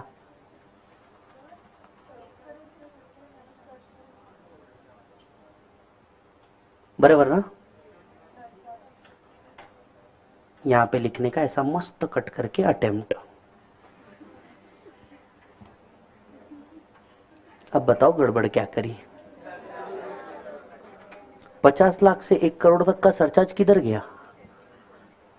एनहांस 15% वाला नहीं लगाओगे, पर वो जो 10% सरचार्ज है वो तो लेना पड़ेगा कि नहीं ब्रो? समझ में आ रहा है क्या गड़बड़ कर रहे हो? जानबूझ के काटो, लिखो अटेम्प्ट, उसके नीचे लिखो मैं पागल हूं, उसकी शादी हो जाएगी। मामा, बुआ, ऐसा लिखने का मस्त। एक जात काय नाही, बाबा माझं लग्न करा। क्या गलती करी, क्या गलती करी बोलो? जब आप यहां पे लिख रहे tax on 1 crore, tax also include surcharge. Surcharge कितने परसेंट से? हायर, 15 वाला नहीं लगेगा, 10 तो लगेगा कि नहीं लगेगा? भले इनकम 1 करोड़ के ऊपर जा रही है, 1 करोड़ के ऊपर सरचार्ज रेट कितना था, 15, पर आप एटलीस्ट 10 से तो निकालोगे क्योंकि वो मैंडेटरी हो जाता है। वापस करो। अब बताओ, आपकी टोटल इनकम है 1 करोड़ 2 लाख, निकालो tax on 1 crore including surcharge at the rate of 10%, plus total income minus 1 crore.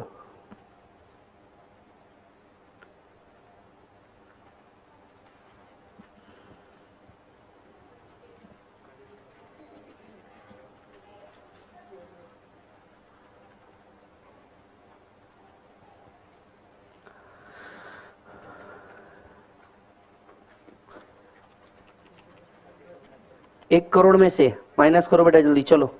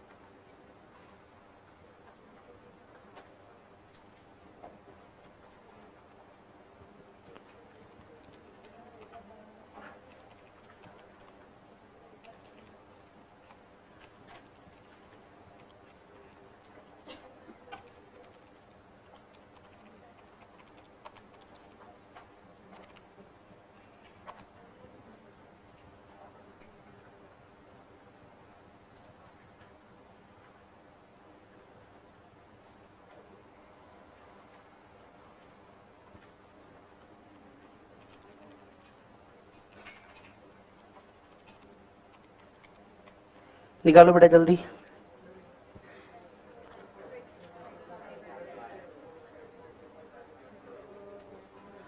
हाँ, ये कितना आ रहा है? 1 करोड़ में से 10 लाख हटाए, बचे हुए पे 30% ऐड, 1,12,500, 28,12,500 प्लस कितना परसेंट बेटा? 10%।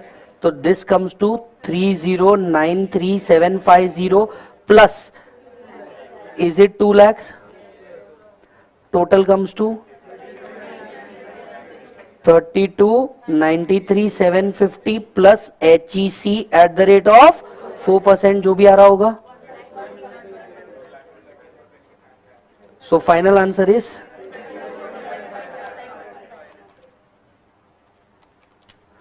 34 500. Yes or no? This is a tax after marginal relief. Do you agree? Example number 4.3. Example number 4.3. 2.01 crore, 2 crore 1 lakh. एक मिनट, पहले मेरा बच्चा मेरे को बताए 2 करोड़ 1 लाख. पहले क्या निकालोगे? Tax on 2 crore plus surcharge. कितने परसेंट के हिसाब से? At the rate of 15. Higher surcharge नहीं लगेगा. Along with surcharge of 15%. Plus आएगा क्या कुछ? Total income minus 2 crore. Do you agree? चलो निकालो फटाफट.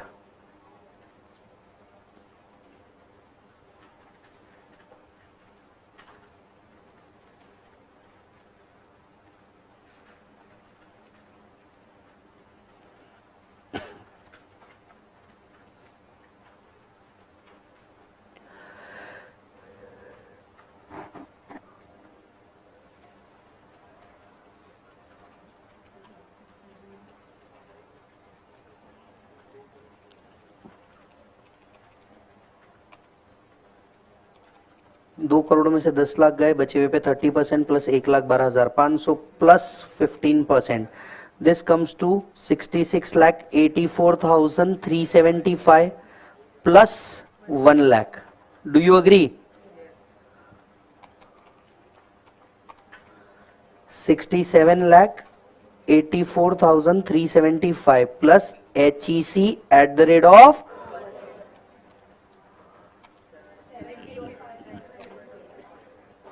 Final answer 70,55,750. Do you agree? So this is your tax payable after marginal relief. समझ में आ रहा है?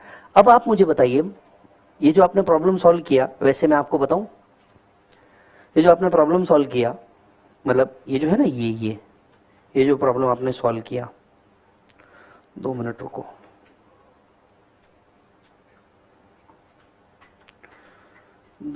जरा तुम्हें कुछ अच्छी चीज दिखाता हूं.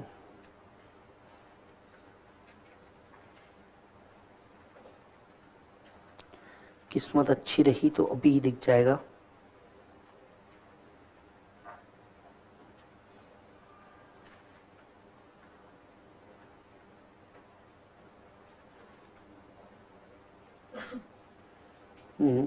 वो भी है नहीं इसमें. ठीक है सर, ये जो आपने प्रॉब्लम सॉल्व किया, this is illustration number 4 of your module. ये जो प्रॉब्लम अभी आपने सॉल्व किया, this is illustration 4 of your module. Final answer is 70,55,750 only. This is illustration number 4. Kindly solve illustration number 5 of your module. Your example, next example 5.01 crore. चलो हाँ, पहले practice करो. बोलो. Tax on 5 crore plus surcharge at the rate of 25. Generally 5 crore के ऊपर surcharge कितने percent होता है? 37. पर यही आपको रिलीफ दे रहे, वो यहां पे आपको रिलीफ दे रहे. Plus plus plus plus total income minus 5 crore. चलो निकालो, मेरे को फाइनल आंसर बताओ. देखो मॉड्यूल का आंसर मैं आपको बता रहा हूं. This is your modules answer. आपका आंसर भी इससे मैच कर जाए तो अपने आप को बोलना वेरी गुड.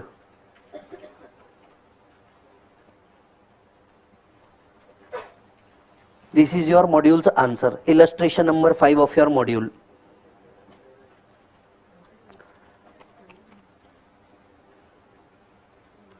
आपका आंसर भी 1,93,60,250 आ रहा है. तो अपने आप को प्लीज शाबाशी देना कि तुम्हें कॉन्सेप्ट समझ गया. पर सीखने लायक बात क्या, मार्जिनल रिलीफ तभी अप्लाई होता है जब इनकम स्लाइटली सरचार्ज लिमिट के ऊपर जाती है या हायर सरचार्ज लिमिट के ऊपर जाती है. Is your answer 1,93,60,250? यस और यस? बधाई हो साहब, बधाई हो. यस शानदार। अब थोड़ा ठीक लग रहा है, मार्जिनल रिलीफ आता है, बराबर। फॉर्मूला बड़ा सिंपल था। एक मिनट सुनो ना, सुनते हो अजी, सुनते हो अजी, सुनते हो? ये लो, इतनी देर से तुम ये कर रहे थे।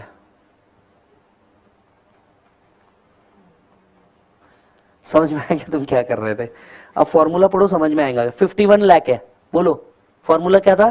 Tax on 50 lakh plus total income minus 50 lakh, 1 crore 1 lakh. बोलो फॉर्मूला क्या है?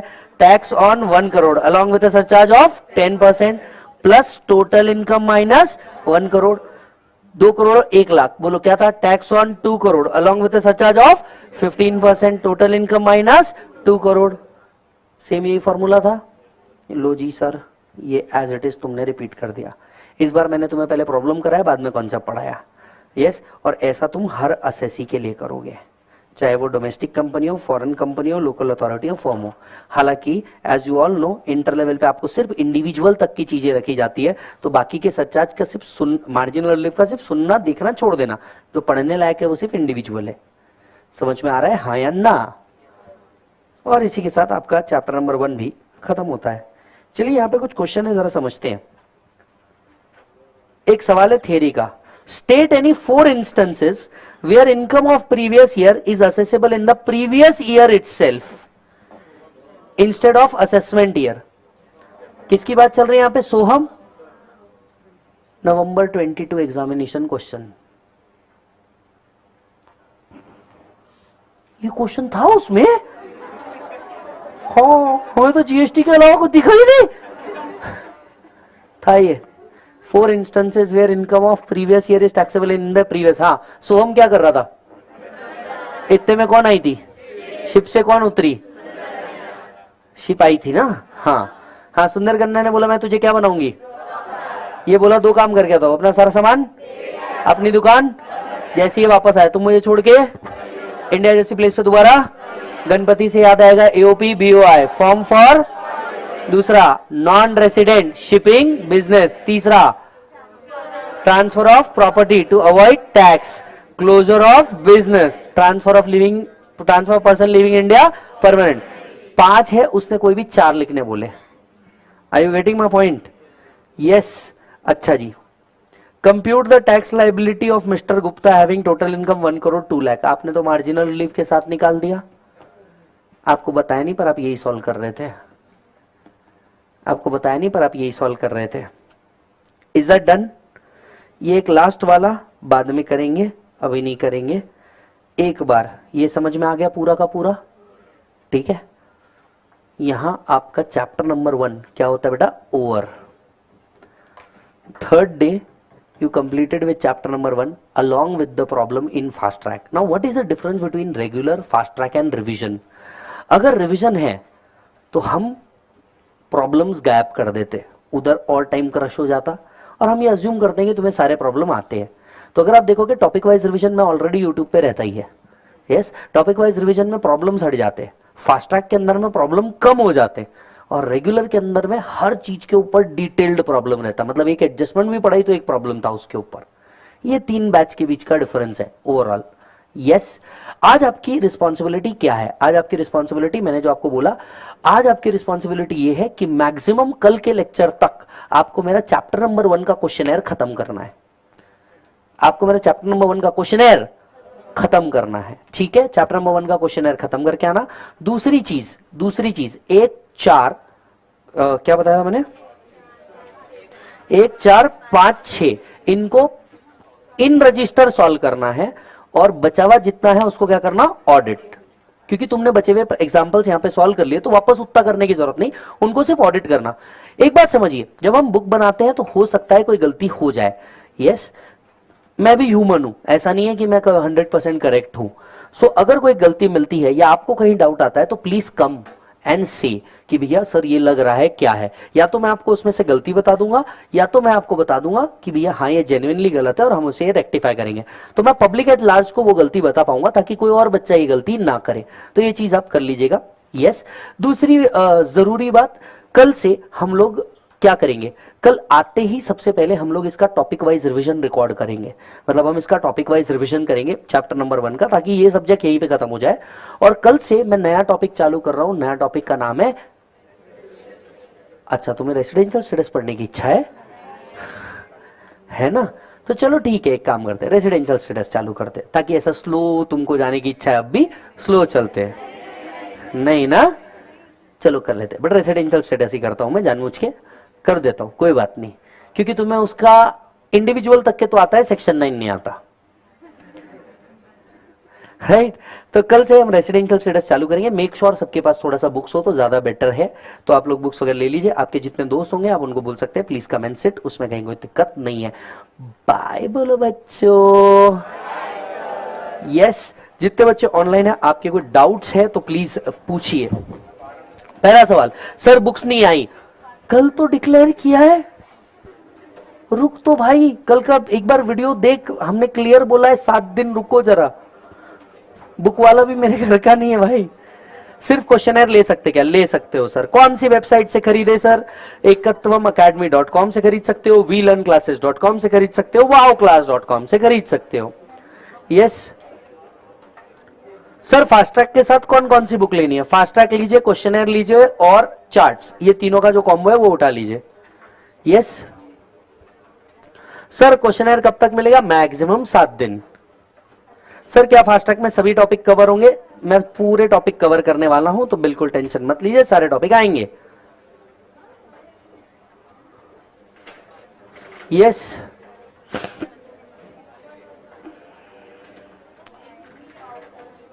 सर, क्या आप क्वेश्चनर के चैप्टर नंबर 1 का पीडीएफ डाल सकते हैं क्या, डाल देंगे, बिल्कुल कोई तकलीफ नहीं है। डन। ये लेक्चर अपने दोस्तों तक के फॉरवर्ड करना बिल्कुल मत भूलना, और प्लीज जो मैंने आपसे रिक्वेस्ट की है, एक दिन के लिए इसे अपने स्टेटस पे जरूर लगाएं, बस मेरे को यही फीस दे दे। यस क्या निधीश, मस्त मस्त, एक मिनट रुक।